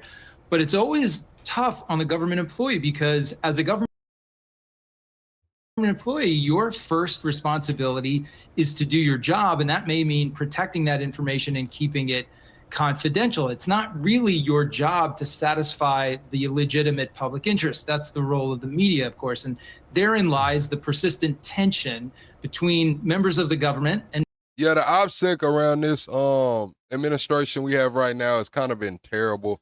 We got Secret Service agents, Trump's all them attempts on his life. We got Secret Service agents leaking information. We had signal chats with shit going on and strikes in it. Yeah, the OPSEC is not it's just not doing what it's supposed to be doing. members of the media. And honestly, that tension is a good thing, right? We have to have information security about information involving the safety and security of the president, the vice president, good examples there, but also waste, fraud, abuse, things that the taxpayers should be aware of. That's certainly well within the media's realm to pursue those stories. So, I think you're seeing that tension come to life in a very extreme way under this administration. No question. All right, chat. Trump sat down and talked about data centers today. Let's get into with the it. idea that, build your own plant. This way nobody can actually come down. You're going to be building your own data centers, and you're going to building your own electric plants. You're essentially becoming a utility, like Con Edison in New York, but maybe at a level that... Yeah, they're saying that if you're against the data centers, you're a left-wing terrorist, man. Nobody's ever seen before, because we've seen some of the plants that they're building are absolutely incredible. They're absolutely incredible. They're electric plants, electric manufacturing plants. It's hard to believe, but you need double the electricity that we have right now, maybe even more than that, to really fulfill what you want to do. We're leading China by a lot. And using our old grid would not have worked. And I came up with the idea that, build your own plant. This way nobody can complain. You won't call me and say what a terrible job I'm doing, because we have a 200-year-old grid that's not the best in the world. You look at some places, you take a look at California, you have brownouts and blackouts every weekend. The last thing they're going to be able to do is supply electric at numbers. Nobody's ever explained to me why it's so much electricity, why you need so much, nor did I, to be honest with you. All I know is you need more than double what we produce right now. Think of it. So we produce tremendous amounts of electricity for every business. Yeah, we talked about that, LaDonna. More than double that amount. So we're letting you build your own with the Trump administration's ratepayer protection plan. The American innovators and consumers thrive to win together because we're insisting that AI data centers and big tech companies pay their own way. And that's what they're doing, and they're happy to do it because I don't know, they're Michelle. gonna be able to function and function brilliantly. They're going to have a lot of electricity left over, and they'll put that into the grid. So we'll actually end up with more electricity. The rates are going to go down. As president, I've always said that America's goal must be to dominate the future, and that includes being the #1 superpower in artificial intelligence. So important. And this is, I think, bigger than frankly, I think it's bigger than the internet. It's bigger than anything anyone's seen thus far. Maybe someday there'll be something bigger than this, probably will. But I think up until this point, AI is probably the biggest thing anybody's ever seen. And whoever wins that race is probably going to win, period.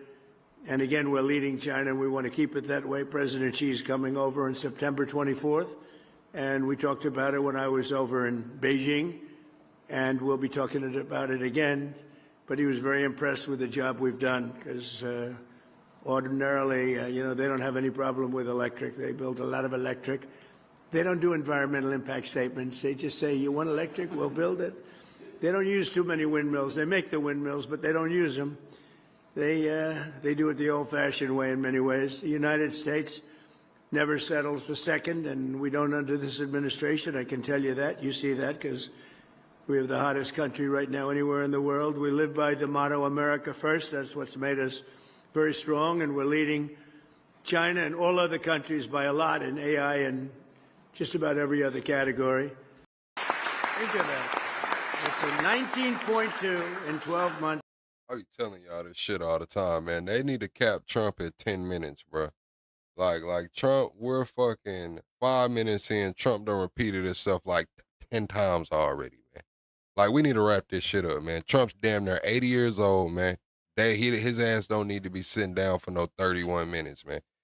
Get Trump 10 minutes, man. Let him hit the hot topics, man, and get him the fuck up out of there, man. Versus less than 1 in 4 years. It's hard to believe, right? But that's the way it is. No credit, but we just keep chugging along. But as I say, I get no credit for anything, and then I look around the Oval Office. I said, oh, but we're in the Oval Office. So I guess we do get credit. But less than 2 years ago, our country was dead. And I've had this said by so many leaders. They use the expression a little bit different sometimes, said differently, but meaning the same thing. They say, sir, less than 2 years ago, your country was dead, and now you have the hottest country anywhere in the world. Bro, ain't nobody ever said that. I've never heard anybody say that other than Trump. Like, I've never heard anybody say that shit. Largest tech companies have formally committed to fund or build all energy infrastructure required to meet the demand they are placing on the grid. So they're going to be funding all of those electric needs, and we're giving them the right to build their own power plants. Lee Zeldin is here. He's phenomenal, and he's getting it done quickly. And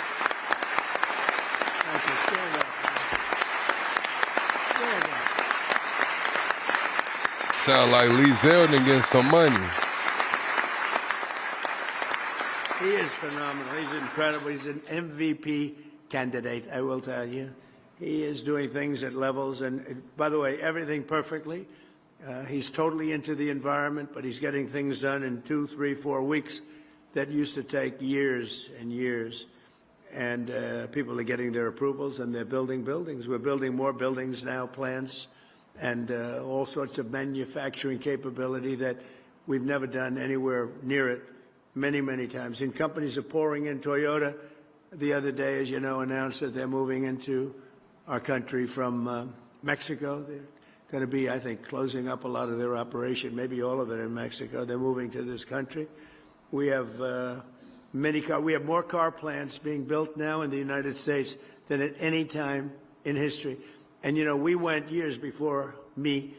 We went many years with no car plant being built. I mean, they wouldn't even think about building in this country. Now, with a hot, same thing with chips. We'll have about 50% by the time this term is over. We're going to have probably 50% of the chip market. A year ago, when we began, we had no chip market. We had virtually none other than Intel. We had Intel. And we made a purchase of 10% of Intel. We got it for the right price. And we made approximately $72 billion on that deal. So it was good. Do I get credit for that one? No. I get no credit. None. But we did that, and we made a lot of great deals, I'll tell you, and we keep it going too. But Intel's been fantastic, one of the hottest companies anywhere in the country, and when we met them, they were really having very big difficulty. We worked with them, but the stock price has gone up many times. I think it's maybe the hottest or one of the hottest anywhere in the world. So that was an honor to do it. I love looking good. But we made a lot of money. We made, I guess, over $72 billion on that profit. They've also agreed to invest heavily in local communities where data centers are built, supporting job training and local services. They're really spending a tremendous amount of money. In other words, they're the governors in the room. You have great governors in this room. And these companies are spending tremendous amounts of money on the communities, the local communities. So I think it's important that we tell the local communities that, because other nations are trying to get us to slow down, and they're spending a lot of money on propaganda, on press, PR, trying to convince everybody that this isn't a positive thing. And if we don't do this, we're going to be left behind. And even communities compared to other communities. You have some communities that really want this. This isn't all negative stuff. This is, you have communities that really want the data centers. And frankly, those are the smart. Yeah, chat, now they're building the new builds of the homes. They're putting mini data centers on the new builds of the homes. So y'all can expect that to be rolling out probably en masse over the next year and a half, 2 years. They're putting data centers into the homes, man. Little mini data centers. Smart communities, because it means tremendous numbers of jobs. very little actual disruption. And the ones that don't want it, you know, the happiest people in the world are foreign countries, number one, and number two, other communities within our country, because they're begging for them to be there. And some of them are great communities, very, very forward-looking communities, very smart communities. Since I introduced this plan just a few months ago, more than 220 utilities, tech companies, state governments, and other partners have signed our ratepayer protection pledge. Electricity rates for 80% of the power distributed in America are now being kept in check by the plan. We have kept rates down, way down. You know, we inherited the worst inflation in the history of America from the Biden administration. And as you know, last week it was announced that inflation is way down. It's down more than it's been in over 6 years. And other things are happening that are so fantastic. And when all these buildings, plants, factories that we're talking about start opening up, all I know is I'd like to be the next president, because I'm going to make somebody look very good. They're going to sit there and all this stuff is going to be opening and they're going to be saying what a genius they are. That happened with Biden. I got cuts in medicine prices that statutorily took 2 or 3 years. And I got these tremendous cuts, and then they sat there and said, oh, yeah. They didn't even know where they came from. But I got them, and this is going to be a much bigger example. You have all these plants that are going to be opening up over the next 2 years, sooner, but 2 years. And somebody's going to look very, very smart, and I hope you remember me, because what we've done is something that nobody thought was possible. Let me get my food, chat. Southern companies, Georgia Power has frozen base rates for households until 2029. Is anybody here from Georgia Power? Huh? Yeah, there's a certain governor who's here. A certain governor who's here. Congratulations. Good job. That's a great job. I've heard about it. Congratulations to both, and it's fantastic. And Georgia, the revenue from Google's data center construction is allowing them to eliminate property taxes entirely. And that's what you call using it to your advantage. The numbers are so incredible. Nobody's ever seen. You know, all my life, the biggest building in the whole world was the Pentagon. And you can fit 25 Pentagons into some of these buildings, 25. And if you happen to be a community, and there's very little disruption. They're just large. They go on for miles. And frankly, if you like certain types of things, they're incredible to look at, to see that we could do something like this. But they also throw off tremendous amounts of money for the community. And when you look at Georgia and you look at the revenue, think of that, revenue from Google's data center construction, allowing them to eliminate all property taxes. Did you know that, Brian? What That's up, next? bad, right? So thank you very much. Great job. That's a great job. And you. All right, chat, let's put it to a poll in the chat, man. What are you going to do this November, man? What are y'all doing this November? Probably had some negative stuff, a little heat. Oh, we don't want a data center. Usually those are the people that actually want them and that like you not to build them. Because you know what? If it doesn't go to you and if it doesn't go to Georgia, as an example, it's going to go someplace else. And those people are very happy to get them, too, the smart people. American Electric Power now projects that their customers will enjoy as much as $16 billion in cost offsets for consumers thanks to their data center contracts. $16 billion. So think of that. That's cost offsets. In Iowa, Alliant Energy data center deals. Where are you, Alliant? Alliant, where are you? Are you here? Thank you. Data center deals are allowing them to freeze electric rates for consumers for at least 5 years. So your rates are going to stay the same or lower. In Louisiana, there's a guy looks like he's from Louisiana to me. Public school teachers in so think of that, Richland Parish are getting as much as $50,000 in bonuses this year thanks to a $27 billion project by Meta that will also save local residents $2.6 billion on their electricity bills. Their electricity is going down in less than half.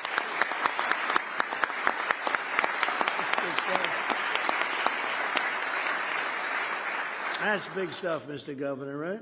You didn't have any doubt about it. Here's a governor doing a great job. We have some really great governors in this room. With the ratepayer protection pledge, we're creating a fair deal for everybody. This is how we'll grow our economy, lower the cost of living, protect American consumers, and lead the world in AI and high tech, all at the same time. We want to lead the world. And it is said, if you come in second, you're going to be second overall, because there's never been anything big like this. There's never been any, like in Georgia, there's no other thing you can do to create numbers like you've created, Brian. Both of you, there's no other thing. You can do 100 different deals, 100. It is nothing close to what you've been able to do. And why? They put a big, gorgeous new plant in a certain location. Big deal.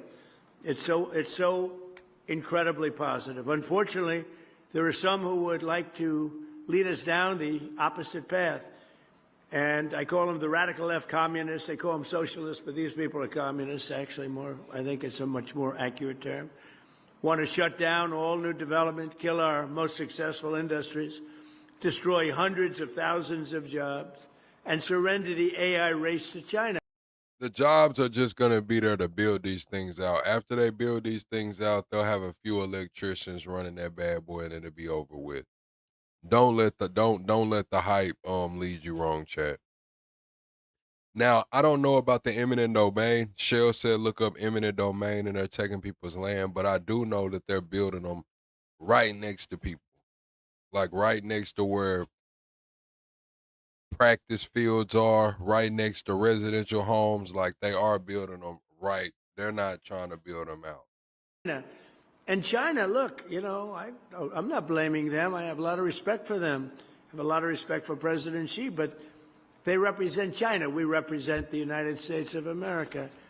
And they lobby against these things, and they spend money on it, and they want communities to reject them as much as possible because they'd like to be leading the race. But we're leading the race, and unless we're very foolish and, frankly, very stupid, we'll continue to lead the race.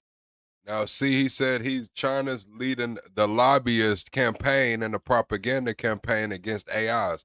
So they're framing the narrative that anybody who's against AI is basically a Chinese propagandist. Y'all see how they're trying to frame this shit? We have a nice lead. A lot of people didn't expect that was possible. Perhaps even worse, the radical left's plans would not lower your electricity bills, but they would actually increase them very substantially because you wouldn't have all of this money pouring in. You'd have American energy would be far more expensive, and regulating oil, natural gas, and clean, beautiful coal. It would be the end of all of it. It would be the end of all of it. It would be the end of, frankly, it would be the end of great success for our country because we've never had anything like what's happening right now. I call them the Democrats because their policies are so bad. Look, think of it. No men. We want no men in women's sports. Transgender, they want transgender for everybody.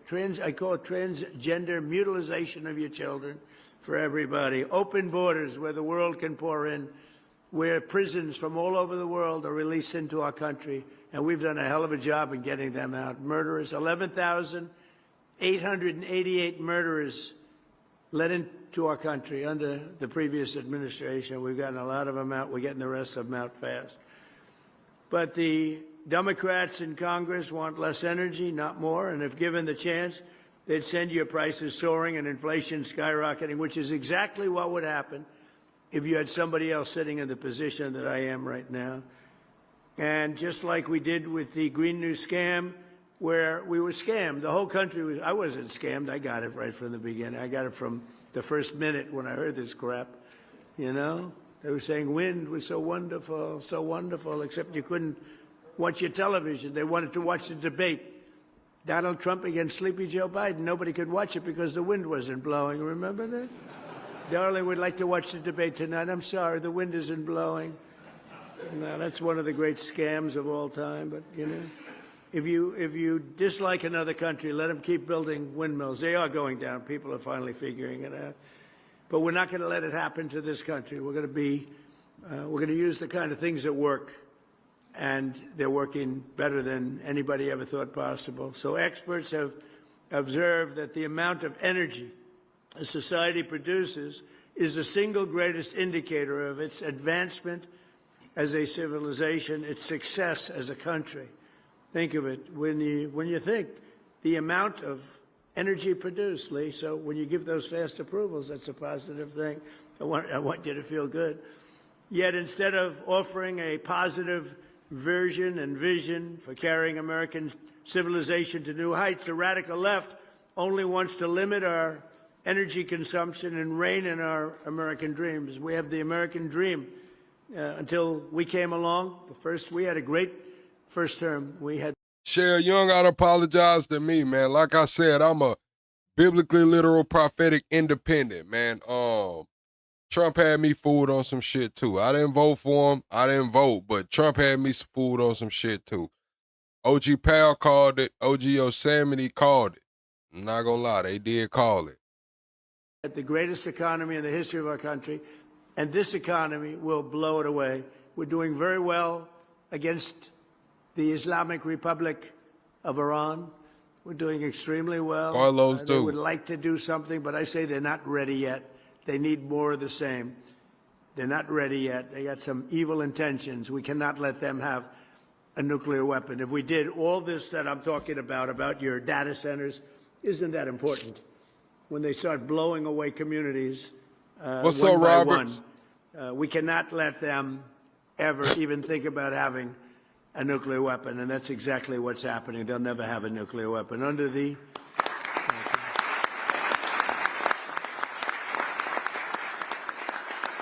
And by the way, this should have been done by other. They've been saying 47 years now for about 3 years, but this should have been done for 50 years by other American presidents or other countries. Didn't have to be us, but it seems to. If we don't do it, nobody else is. But I will, and nobody else has the capability to do it either. We built, in my first term, the greatest military anywhere in the world, and we're using it a little more than I thought, but that's all right. We had Venezuela, that Chris is doing a fantastic job, and You said I'm still back. I'm still a huge Trump supporter. I'm back 100%. We won't see the benefits of this hard work till well after J.D. Vance is in office, or this might be a fucking rug pull of the nation. It might be take the money and run. I'm just gonna be honest with you. It's one or the other for sure. It's one or the other for fucking sure. we've paid for the cost of that war many times over. We're taking millions and millions of barrels of oil, and it's going to Houston and Louisiana. You know that. You see those ships lined up. And again, we've paid for that many, many times over, and we have a great relationship with Venezuela, and the people are happy. And I'm just gonna be honest. I don't see life being affordable after this. Listening to Trump say he's not bringing the home prices down. He doesn't want the boomers to lose their wealth. Listening to the way that they're talking about they can't raise minimum wage, but even wages are staying stagnant and AI is gonna come to take the jobs anyway. I don't think it's gonna get better, bro. With the interest on our national debt going through the roof, I don't know. I don't know. The wealth gap is widening. The wealth gap is widening. The middle class is fucking no more. It's no more. $100,000, man, depending on where you live, that might not be enough.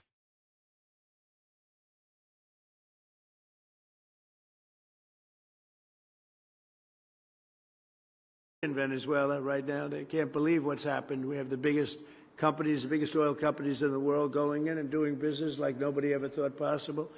And we're taking some, we should, and they're taking some. And, you know, it's very interesting that they're making more money. Chris was showing me some numbers. They're making more money, Venezuela now, than they've ever made before.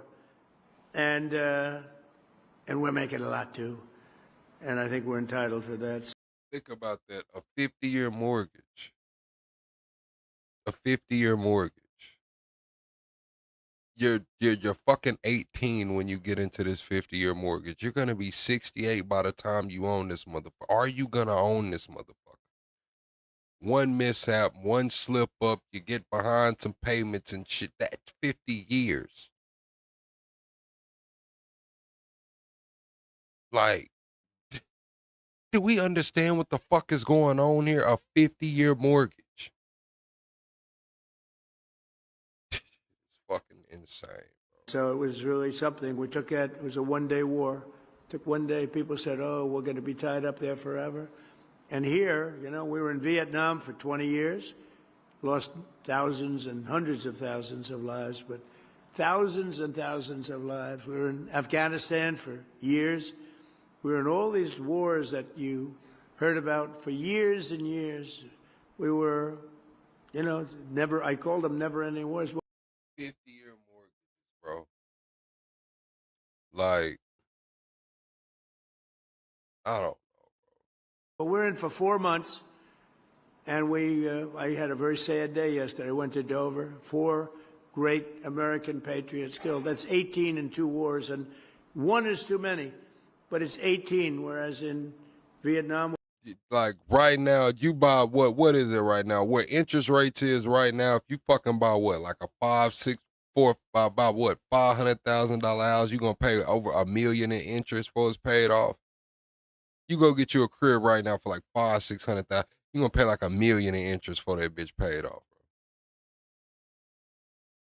This shit is crazy. We lost 200,000. We lost thousands and thousands in Afghanistan. Mr. Darcy, you said 50-year payments, so make double payments and pay it off in 25 years. How? When fucking wages aren't moving with the damn cost of living. How? Motherfuckers barely have $1,000 in their savings or $1,000 for emergency funds. How the fuck are they gonna pay double their mortgage? Motherfuckers barely making a mortgage right now. Motherfuckers is weighing the options between the mortgage or the fucking vehicle right now, and you talking about pay double. How? We lost thousands in every war, the Korean War, thousands. And Mr. Darcy, what year was that? You bought your first house at 10% and paid it off early. What year was that? What year was that? Let's put some context here. What year was that?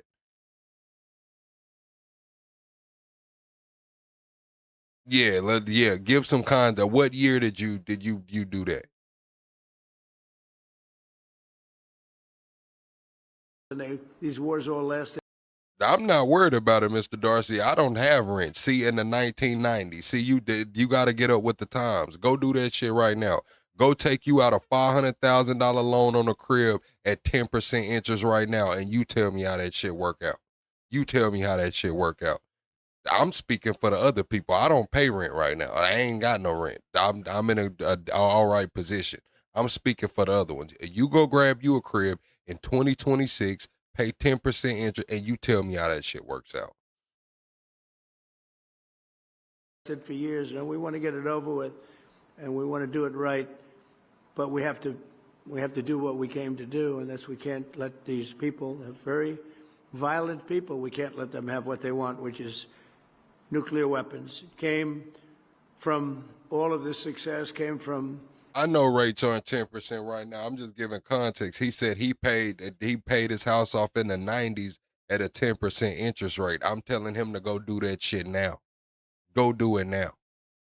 Go buy a market rate house, depending on where you at, anywhere from about $300,000 to $500,000. I don't know. The average home price in the United States right now is probably over $500,000.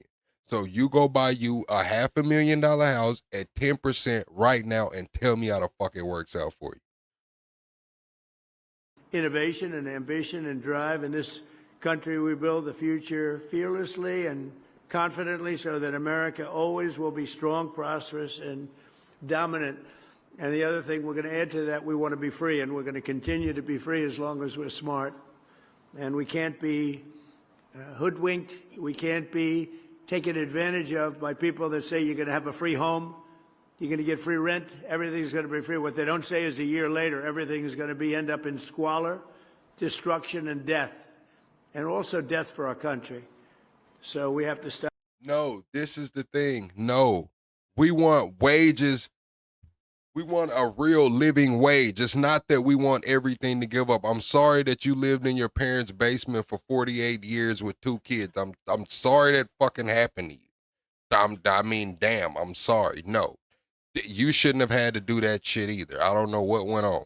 But what I'm saying is back in the fucking 90s and shit, you could go get you a house, man, and you could pay it off, and you didn't have to worry about it as much. It was shit was like houses right now in my area. I know these houses were built for $30,000. I know these houses were built for $30,000, and they're selling for 230, 220, 200,000 right now. Same fucking house they put together for 30,000. They go in that bitch, they put some new window frames on it, they paint it, they might update the bathroom, and they take that bitch from being 30,000 to 200,000. That's what the fuck is going on.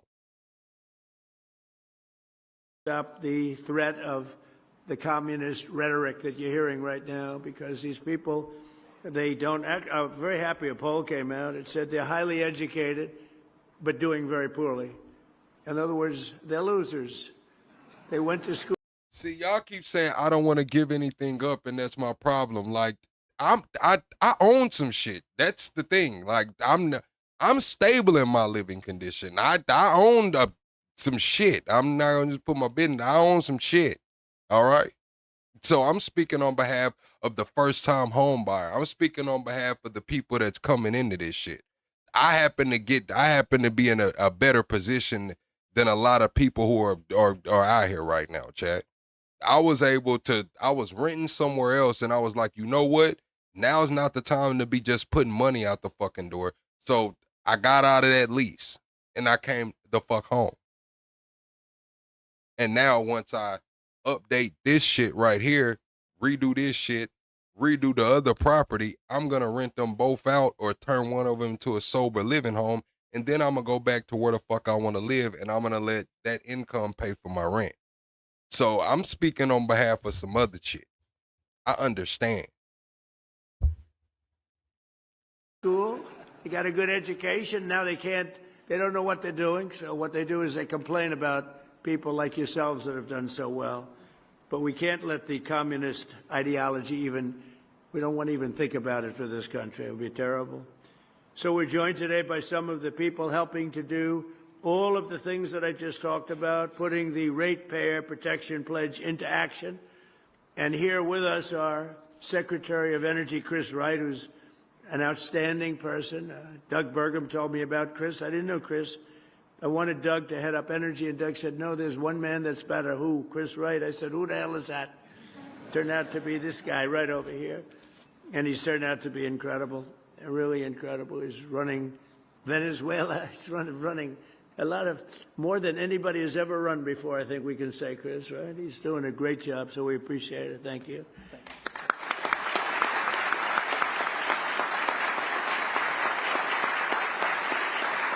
A friend of mine, the governor of Louisiana, Jeff Landry, popular guy, really smart. Living costs are high because of the pandemic. When they printed all of that fucking money during the pandemic, it was over with. The deed was done. They kicked the can down the road, and this is probably gonna be the last fucking kick. I'm thinking Trump's about ready to rug pull this bitch. That's why everything's high as fuck. They printed all that damn money during the pandemic, and shit, we're reaping the benefits of it. Smart, street smart, and book smart, which is a rare combination, by the way. We have the governor of Nebraska, Jim Pillen, who's done a fantastic job. He's where's Jim? Is there any someplace? Where are you? Oh, hello, Jim. You're looking good. You don't change much? You don't change much. How about I blaming print corporation, blaming print money, leaving the corporations needed a fucking incentive. All the fucking money printing was the incentive for corporations to raise prices. It is what it is. It started with the scarcity of the pandemic. The pandemic created scarcity.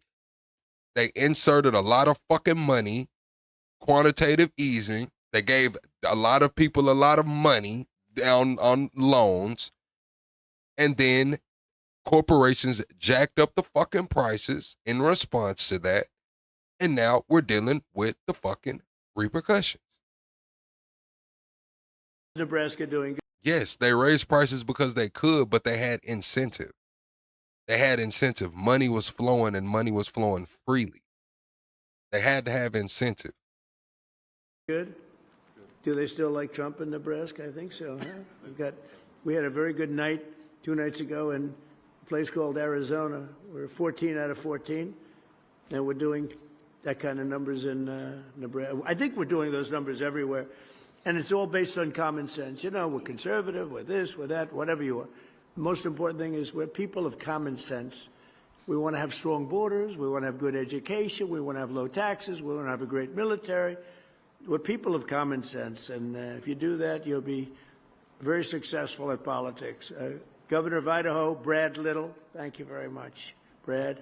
Governor of Georgia, Brian Kemp, thank you, Brian. Great honor. Entergy CEO, Drew Marsh. Drew, thank you very much, Drew. Thank you, Drew. Great job you're doing. Southern Company CEO, Chris Womack.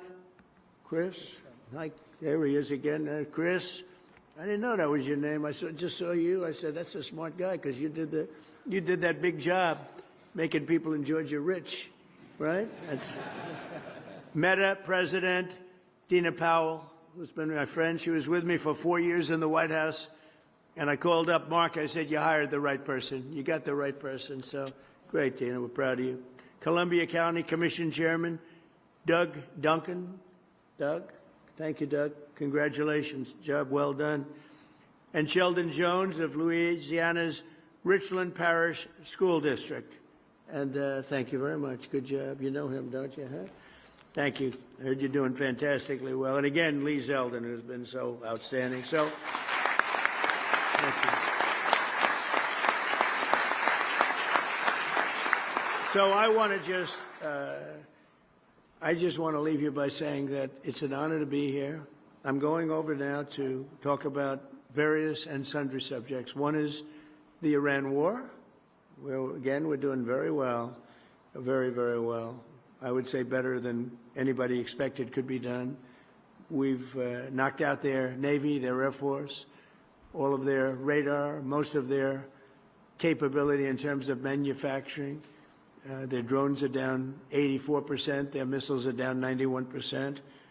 And I had a newspaper say, they're in stronger position today than they were 4 months ago. No, that's not the truth. That's not right. I can't believe they're even allowed to say it. New York Times said, hit the like button, chat. Position today. They have no military. They have no Navy. They had 159 ships. Everyone's at the bottom of the sea. They had 212 airplanes. Everyone is gone. They have no radar. They have no anti-aircraft. They have no nothing other than they're mean and they're smart and they still have some capability. But 4 months ago, trust me, they were much, much stronger, okay? I want to give you the non-fake news. But we're going to do that, and we're going to then have the Dodgers, the World Championship Dodgers are going to be over at the White House. They're going to be waiting. And I'll meet a man who's just about the best pitcher in baseball and just about the best hitter in baseball and just about the best fielder in the outfield in baseball. And needless to say, I guess he had a game where he pitched a almost perfect game, and he had 2 or 3 home runs in that game, and they said it was probably, I said, you know, never seen that. Yeah, Trump just talking. Let's get Trump the fuck up out of here, man. He's just talking. I think the extradition was a stunning reversal of the UK's long-standing policy never to prosecute Muslims for trafficking or rape. For Ben Shapiro, it's pretty hypocritical of him to crucify the Tates when the Daily Wire has ex-porn stars on their platforms. I'm old enough to remember when Andrew Tate was not a Muslim. I think the extradition was a stunning reversal of the UK's long-standing policy never to prosecute Muslims for trafficking or rape. That really surprised a lot of people, I think. You get the grooming gangs report come out. I just interviewed Sammy Hit the Woodhouse, like button, one of the, chat. Victims of that, and you think, well, this went on for decades and decades. Oh, chat, everybody be sure to hit the like button on your way in. Also, we're 23 subscribers away from the next sub goal. Be sure to subscribe to the channel if you're enjoying the content. And let me shout out everybody who supported the channel tonight.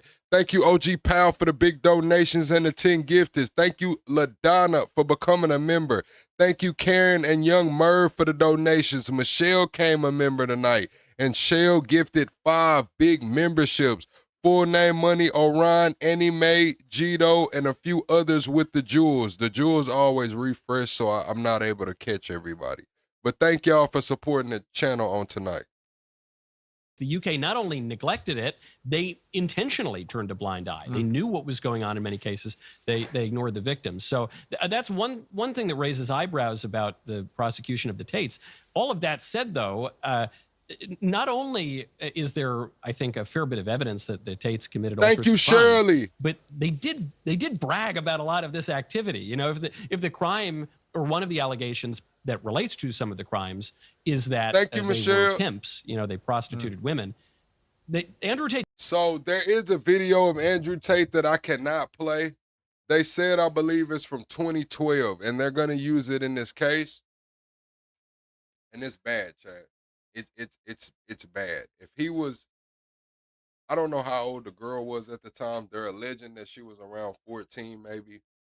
But he had a belt and he was whooping her ass like a child, but like hard, like beating the hell out of her. Like beating the hell out of her with this belt. Yeah, I don't think that that's good. I don't know where the video came from, how it was recorded, or if they was streaming or what. But that video is crazy. I can't play it on YouTube. I'll drop it in the Discord later when I find it, but that video is crazy. He did brag about that. You know, he did brag about his degree as a PhD, a pimp and hose degree. They are open about having run pornography businesses.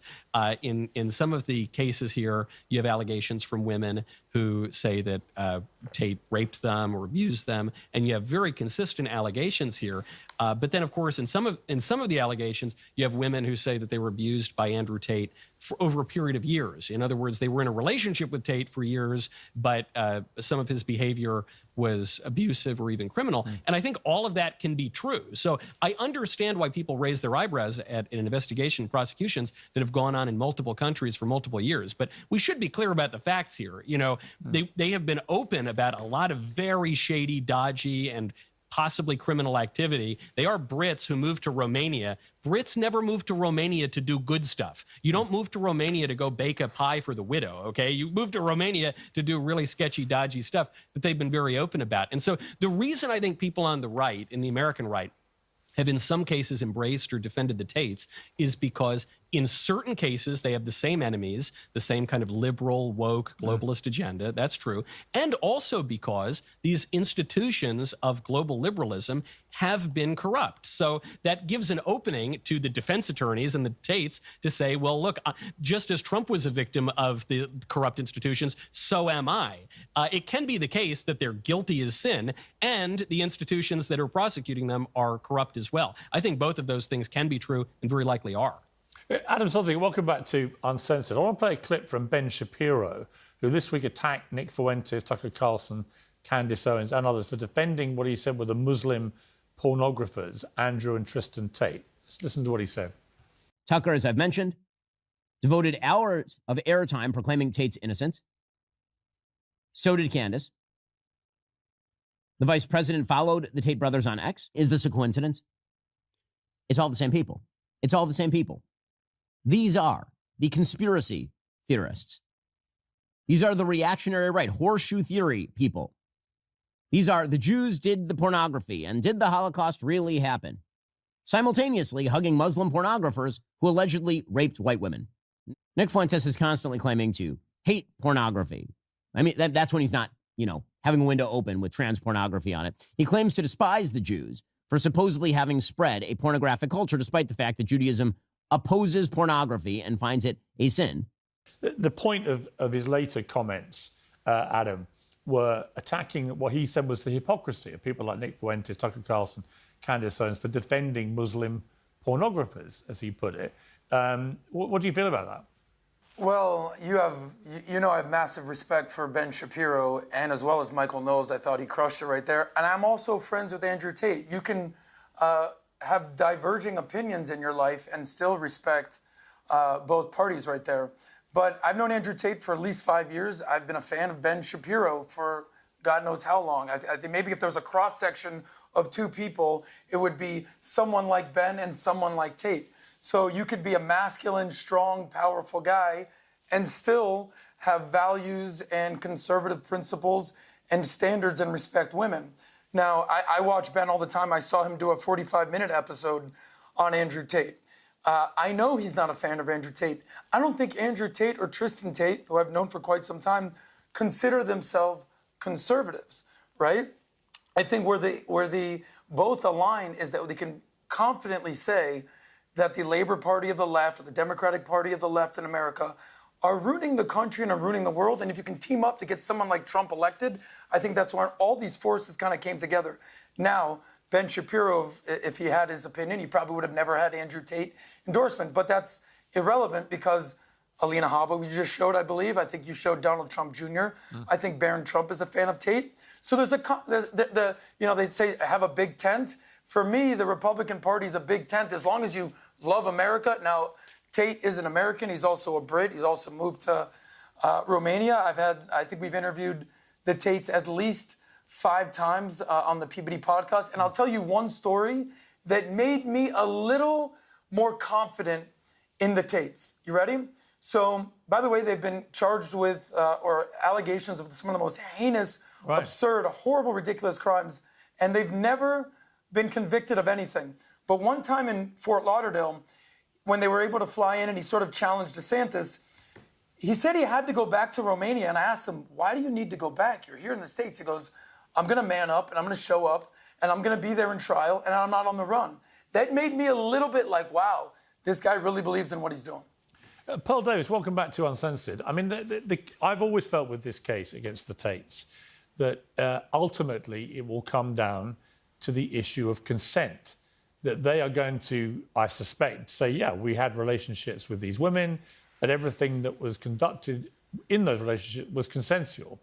I may be wrong, but that's my feeling about the way this is all going to play out, including the webcam business they ran and so on. But how can you be sure from the outside, given you weren't there when this was all going on, how can you be sure they never crossed that line? Well, I obviously can't be sure if I wasn't there. I don't know. But if there's facts that come out that back up the girls, then I'll go with it. But I think a lot of men in this country can relate. I mean, you guys have ex-girlfriends, don't you? You've never had an ex-girlfriend make up a lie about you, or you've never had that happen to a friend of yours. And for Ben Shapiro, it's pretty hypocritical of him to crucify the Tates when the Daily Wire has ex-porn stars on their platforms. So they've had Nala Ray, they had on Lauren Southern, who accused a bunch of... Yeah, Wait, I is know. Lauren Southern a porn star? That's news to me. Maybe not technically, but she falsely accused a bunch of guys in the conservative party. Like, it's, women will do the most egregious of sins and do the most egregious things, and you guys all put them on your platforms. There's no question about it. But if there are a lot of questions in interviews that go on for a long time. But there are a lot of, that's what an interview is. But then also, I think the crucial point you're missing, right? But you give them softball it's one thing to put on people who have reformed and repented, you give them not people who are interviews. unrepentant. You give them softball interviews that you would never give a guy, and there's never any penance for it. So it's pretty hypocritical that they're crucifying the Tates for making money off of cam work when you don't crucify the porn stars that come on your platform that also made money off of cam work. Like, there's a bunch of OnlyFans models out there. We try not to crucify people. I agree. That's true. We try not to do that. But I think you're making an apples and oranges comparison. I know you think it's funny, but this is a claim from 10 years ago. Not on camera. This is a claim from 10 years ago. So it's we're in a country. But Pearl, that doesn't make it automatically untrue. I know. And what we now have nearly 60 charges, and these aren't just trivial charges. These involve human trafficking, rape, sexual abuse, forming an organised crime group. We've just heard from a lawyer representing 4 of the women who says on the evidence he's seen, it's extremely compelling, extremely detailed, and that when people see the full details, they will understand what is really happening here. I just think there's got to be an end date to it. You cannot keep dragging people to court from stuff from a decade ago. So if the evidence comes out, you and can I'm wrong, based on the statute of limitations, right? Isn't that how the law works? I know. In the UK, it's well, no. Every jurisdiction has some statute of limitations on certain crimes. I don't really understand what you're arguing for. Are you objecting to the extradition? But my objection is to the hypocrisy. I just think when he played the clip of Ben Shapiro, I just couldn't stop thinking about how hypocritical it is, because you guys have ex-porn stars on your platform and you give them these softball interviews, and yet then you crucify a guy doing Pearl, the same I think you hit a glitch because you're repeating yourself, but I'm just asking what the hypocrisy is. If one is to do an interview with someone who's repentant or even not repentant, just anybody, you can interview Osama bin Laden or something. That's the job of a journalist. But how does that relate to your objection to the extradition of the Tate brothers for the alleged crimes? Yeah. I don't see. I get that you don't like Ben Shapiro, but I don't. Let me just jump in. I agree with Michael. I'm not. She made her point about the Daily Wire. I think we can move on and focus on the Tates here. That's right, right? Well, I mean, my thing about this is you've got so many people on the right. I interviewed Clavicular, on Monday, and he was like, none of this is true. It's all a political stitch-up, blah, blah. He has absolutely no evidence that any of that is true that he said. He just happened to hang out with the Tates in Miami a few months ago, which became notorious because they played the Kanye Heil Hitler song, and they were all seen dancing along to it. But there are a lot of people racing to defend these guys. I've interviewed Andrew Tate 5 times, I think, maybe more. And I've always made the point, look, until you're proven guilty of something, I believe in due process, and anyone is entitled to be innocent till proven guilty. But, my point, I think, Adam, about this is that the volume of the charges and the severity of the charges means the prosecutors must be confident they have a pretty strong case here. And these are really serious allegations. And so the rather trivial way that many on the conservative right in America have simply dismissed all this as political stuff, I think is ridiculous. I just find it hard to believe it if they were in a relationship with him after. Well, hang on, Paul. I'll come to you, but just Adam, first of all. Yeah, I hear you. Look, I can't tell you how much content and interviews legitimately with both Tates I've done on this. And what I realize, there's 3 camps. There's the camps that are going to say, put them to jail, they're rapists, I can't believe them, they're such scumbags, toxic masculinity. You're not going to convince those people of anything. There's the people who are going to say, bro, he's innocent, straight up, it's all a hit job, it's a political warfare, this is what's going on, it's weaponized. You're not going to convince those people otherwise. What I hope in America and around the world is there's still reasonable people who are willing to look at what's called facts. I believe Ben Shapiro talked about facts, not feelings, and legitimately see what happened here. Here's my experience. I remember 3 years ago when we first interviewed Andrew Tate, I want to say, in Spain, Madrid. We had to meet at a secret location with PBD. Then that's when he got canceled. Then we had to fly to Romania to their compound after I was on house arrest. I remember all these different situations and everyone saying, this is what's going to happen. This is what's going to happen. What happened in Romania specifically? Let's do this. In Romania, he was charged with the most heinous crimes: human trafficking, rape, minors, money laundering, trying to start basically a organized crime. And what happened with all those allegations, Pierce and all my other friends out here? 0 convictions. And 0. Not like, well, we got you on 1 like Diddy. So you have super famous people. Well, it is ongoing. Yeah, but hang on. The Romanian. Yeah, but hang on, Adam. Diddy and the Tates are still innocent. Yeah, but Adam, the Romanian process is ongoing. So it's not like they've been cleared of everything in Romania. They haven't. How much time do they need? I think there are legitimate questions about how long this is all taking. How many years do they need? No, I agree. I thought we believe in a fair and speedy trial. I'm not sure what's going on in the UK these days, and the hypocrisy with the grooming gangs and everything going on here. But I'm old enough to remember when Andrew Tate was not a Muslim, and I'm old enough to remember when the UK was. That's Pearl, Doom. She's like a right-winger, she's a anti-feminist, red pillar type girl, conservative, hardcore. Respected and also not a Muslim. So let's be fair here, and whether it's Romania and the UK, get it over with, not just because of the Tates, because there's some victims here that need justice. When you say the UK is Muslim, what you I think meant to say is that 5% of the UK is Muslim. Did you miss out the percentage, or was there some reason for that? We like to have fun in the show, and that we're joking, but there's also some truth in every joke.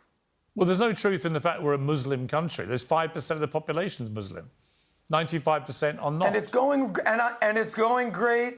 Yeah, I think her and Anton Daniels kind of had a their come ups were parallel. I remember like back in the day, I think they used to do a lot of content. The rape gangs, the free speech, everything's going great. We had a real issue, but as Michael, I mean, you talk about hypocrisy. I just encourage you to talk clean about it up. hypocrisy. Michael hit the nail absolutely on the proverbial head.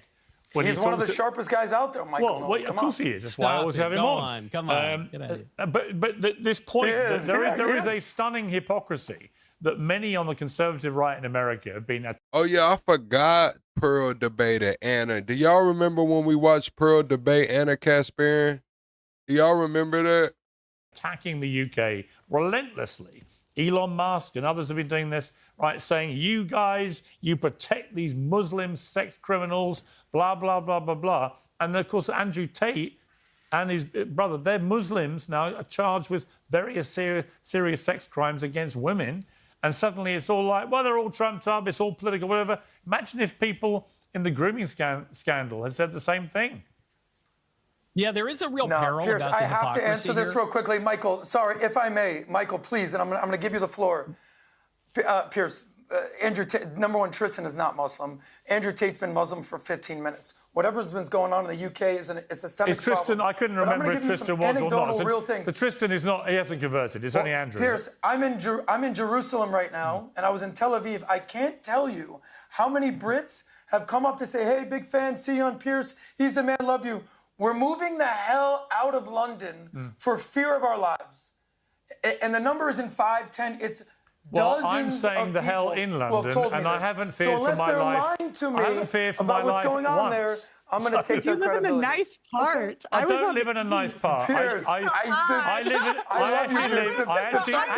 Hang on. To deny this is amazing. I can tell you.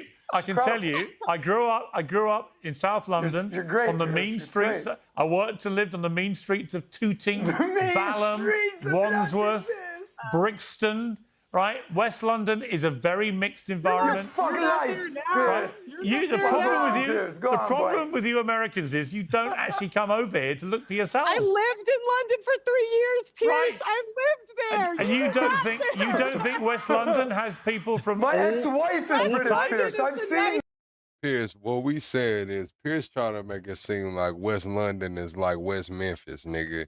Like, come on, Pierce. Like, he making it seem like this shit is Little Rock or something, like Chicago or something, man. Like, chill out, bro.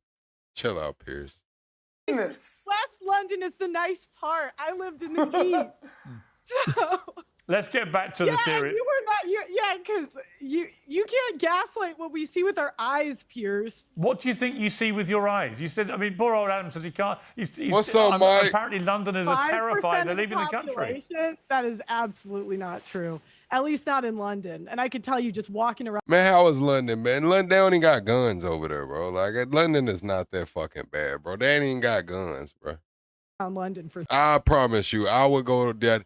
Listen, I would take my chances on the mean streets of London before I go to South Memphis, bro. Like, come on, bro. Like, y'all are trying to tell me the mean streets of London is comparable to South Memphis, nigga?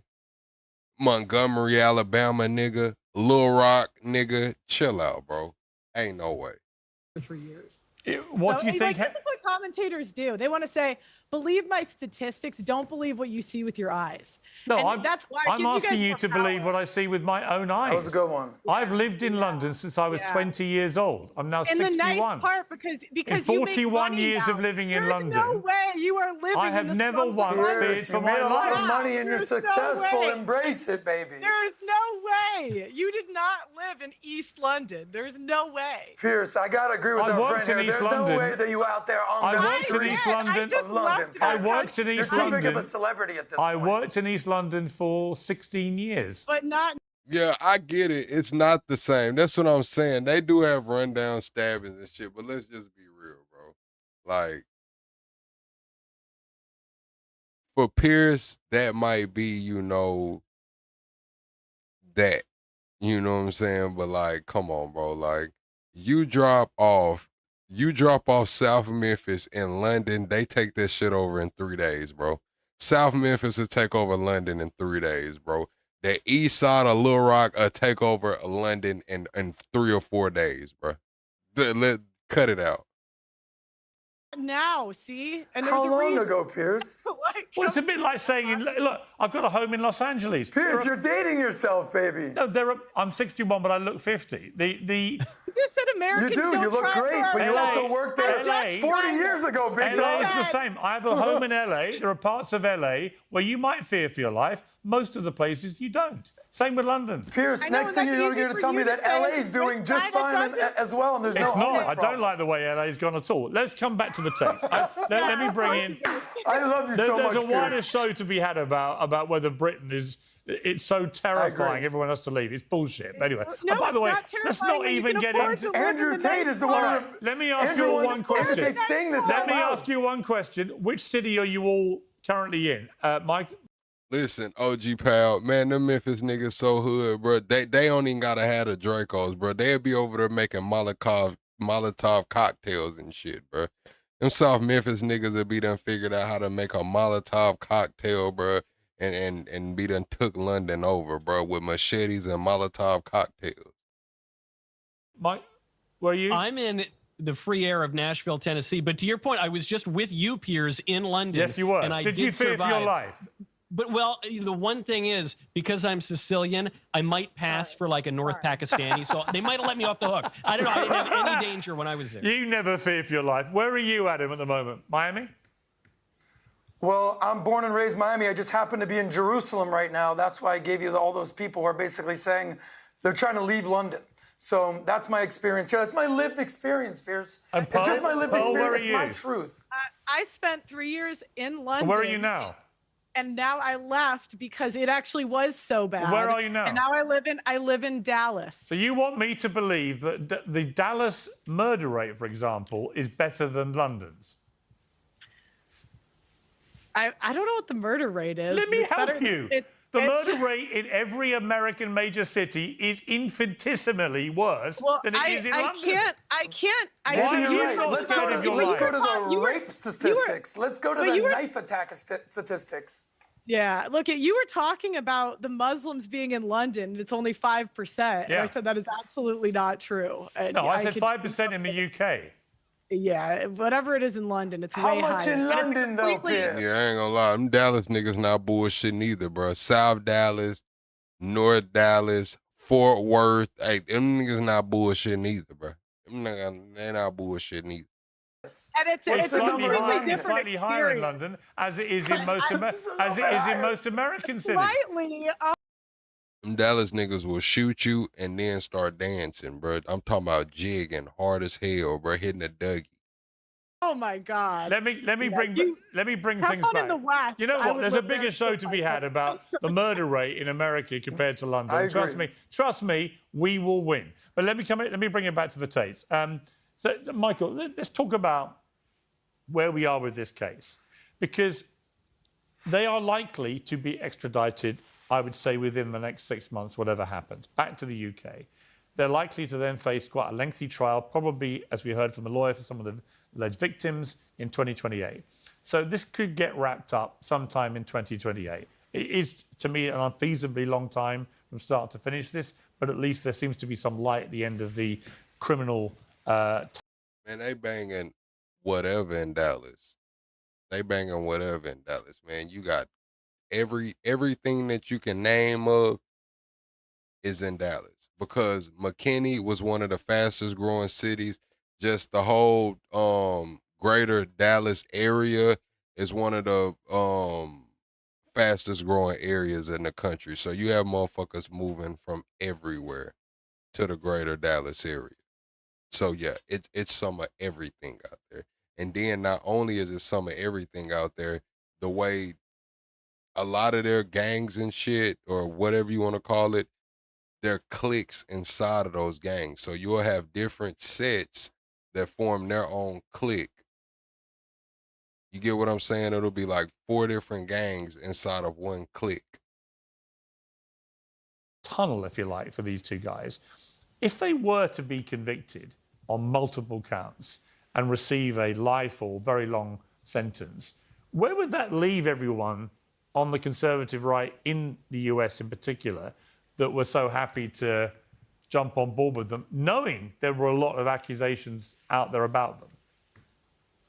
They probably wouldn't look all that great. You know, the thing is, the great thing about being a political commentator or an influencer is you never have to admit you were wrong about anything. And just hope that people, they have the attention span of a fruit fly. The one area, though, where I think people could really be justified in not opposing a conviction of the Tates, but of demanding something more be done, is to the point on hypocrisy. Not the hypocrisy of journalists, you know, asking questions or anything, but the hypocrisy of these institutions. Because the way that the Tates are defending themselves is they're saying, yeah, look, maybe our behavior was reprobate, but it wasn't technically illegal. Yeah, maybe I had this abusive relationship with this girl, but it was a relationship that went on for 2 years. That is their argument, yeah. Rape.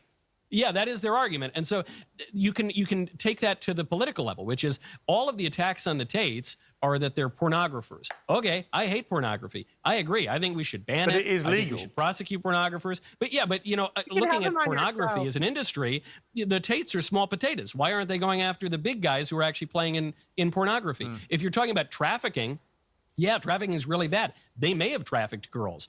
Why don't we go after the cartels and the organizations that are actually trafficking people? You have, at least in my country, in America, and actually in your country too, you have the left-wing parties who are facilitating that kind of stuff. You want to take rape seriously? Obviously, we've been talking about the grooming gangs. There's been neglect of that issue here in the United States. So I just say, okay, yeah, great. Fine, you know, go after the Tates. If they committed the crimes, throw them in jail forever. But what about the broader political implications? Because that really is a hypocrisy if you're only going after it when it's some online influencer, but not the far more widespread and egregious problems that are systemic. Yeah, that's a fair point. Now, look, on the subject of traffic, and this is a clumsy segue, but it's because you were in the news, Michael, weren't you, for your views about Uber drivers this week. In which you said this. My wife comes to me. She does Uber or whatever, you know, she's getting an Uber. For me, I get a female driver, I say, whatever, it's going to take me longer to get to the airport, but it's fine. My wife gets a female driver, I'm not joking. She will cancel it. No. Yes. I am stoked when I get a female Uber driver because I'm not going to get murdered, okay? You know? She said, well, they have a new one now, because women are afraid of being, like, kidnapped or murdered or something. But, like, so they have this new one where women can request female drivers. And my wife, she actually goes, she's like, Mac, are they going to do one where I can only request a male driver, please? I want to get there on time. Is this what your wife sounds like? Exactly. I mean, it's an amazing... I love it. Now, other than your extraordinary impression of your wife, which I'm not quite sure how she would take that, but were you basically using her but quietly believing the same thing? I mean, do you... Michelle said men can't drive. I'm going to say this, Michelle, motherfuckers can't drive. How about that? Motherfuckers can't drive. Straight up. You yourself ever have a female Thank you, Uber Shirley. driver? Oh, how could you suggest such a thing, Piers? When that clip went viral and it was getting all the headlines, my wife said, she goes, Mac, you left out very important context. And which is true. The context I left out is that she hates getting the female Uber drivers in part because I'm so chatty. So I'm talking to them, and the women are much more likely to get distracted than the men. So I think my point still totally stands. I am late to the airport when I have a female Uber driver. They miss the exit. They're not... Wow. I take some responsibility for that as well. Michael. I'm very gregarious. I like chatting with them. That's facts. Adam? Pierce, if you want an argument on the show, you're going to get it with Adam and Michael right now, by the way, sir. Go on. Michael knows you're a legend, but question for you. How often do you take Uber? All the time. I take Uber constantly. Okay, gotcha. I'm just checking in. Because I haven't, the reason that I wanted to chime in is I haven't had a car in 15 years. All I do is Uber. Like DJ Khaled, all I do is win. All I do is Uber. I don't care if it's a man, a woman. I don't care if they're a he, she, whatever they got going on these days. Do they speak English? That's my number one thing these days. Because in America right now, there's a lot of Uber drivers. No habla español. Yo vivo en Miami. I live in Miami. And nunca personas de conducir el coches habla inglés. Then none of them speak English. People have been here from Cuba, from Colombia, from Venezuela, from all over the world, Haiti, no English. Now, I speak multiple languages. But please, if you're going to come to America, man, woman, he, she, whatever you're identifying as, learn the language. Well, I if do you're gonna think, drive I the do car, think, to and be please fair, don't I do make think, Michael Knowles late to the airport and get in a fight with his wife, please. Yeah, I do think it's reasonable to expect any cab driver, Uber or otherwise, to speak the language of the country they're in, because they're having to deal with people who want to go somewhere and want to have that conversation. I think that's not unreasonable. And maybe, Piers, they can even have an ID. Right, but do you not think that what Michael Knowles said is brazenly sexist? I mean, I have Terribly absolutely offensive. no problem. Michael I have Knowles no can do problem no with wrong in my female book. Uber drivers. I would prefer a male Uber driver Why? because women are more likely to I think she get just into wants a man. Well, hang on. Is there any statistical evidence that female Uber drivers crash cars more than men? I don't think there is. I don't know if it's by Uber driver, but women do get into accidents more when you look at how much they drive. So men technically get into accidents more, but it's because they drive a lot more. But women do get into accidents for how much. But is that actually true, pro rata? I don't think it is. I think women Well, you can famously are deemed to be one safer. famous sports car driver, race car driver, and that's Danica Patrick. All the rest are dudes. And there's so an evolutionary I think I rest my reason. case right there. Men are better drivers.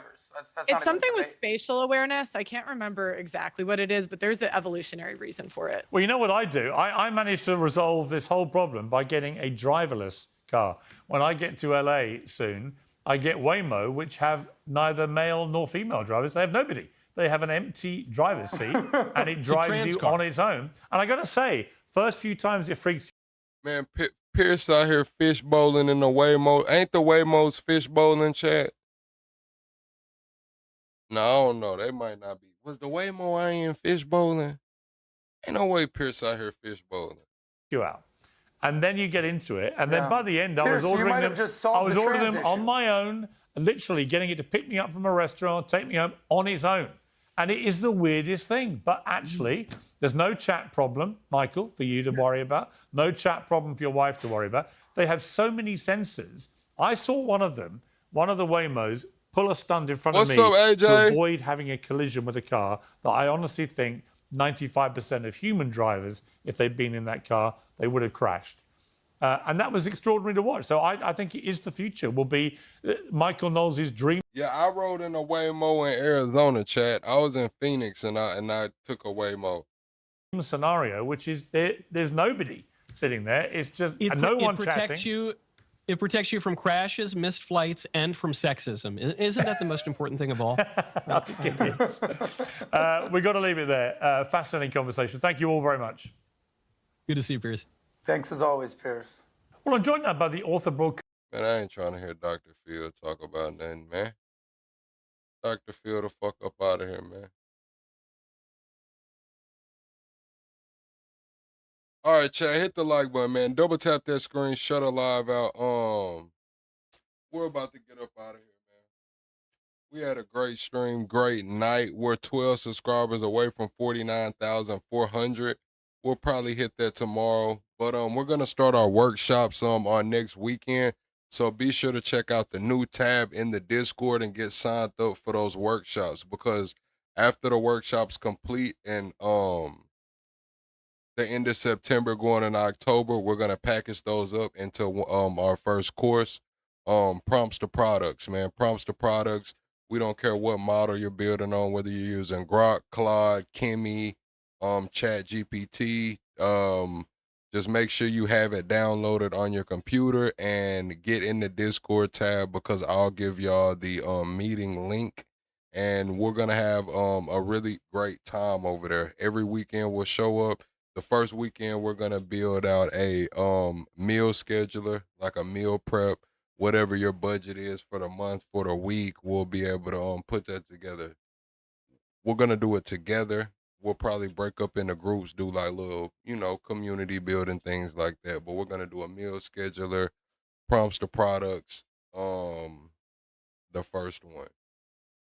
By the end of the workshop, you should be rather familiar with using the code part of the AI.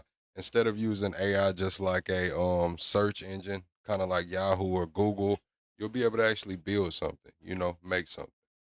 But yeah, be sure to get with me in the Discord, get with me on that tab, and sign up for the workshops. Even if you don't really care too much about it, you can come and support, just hang out, sit and listen, and share the message with people. It'll help the channel grow, it'll help us grow as a community, and it'll be a little, team building. Make the community a little closer, man.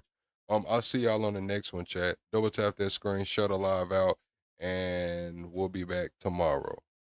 And we are the Weekenders. Just know that. Know that tomorrow when y'all come off in here, we the Weekenders, man. So come in here with your weekend shit on, man. Good night, Chad.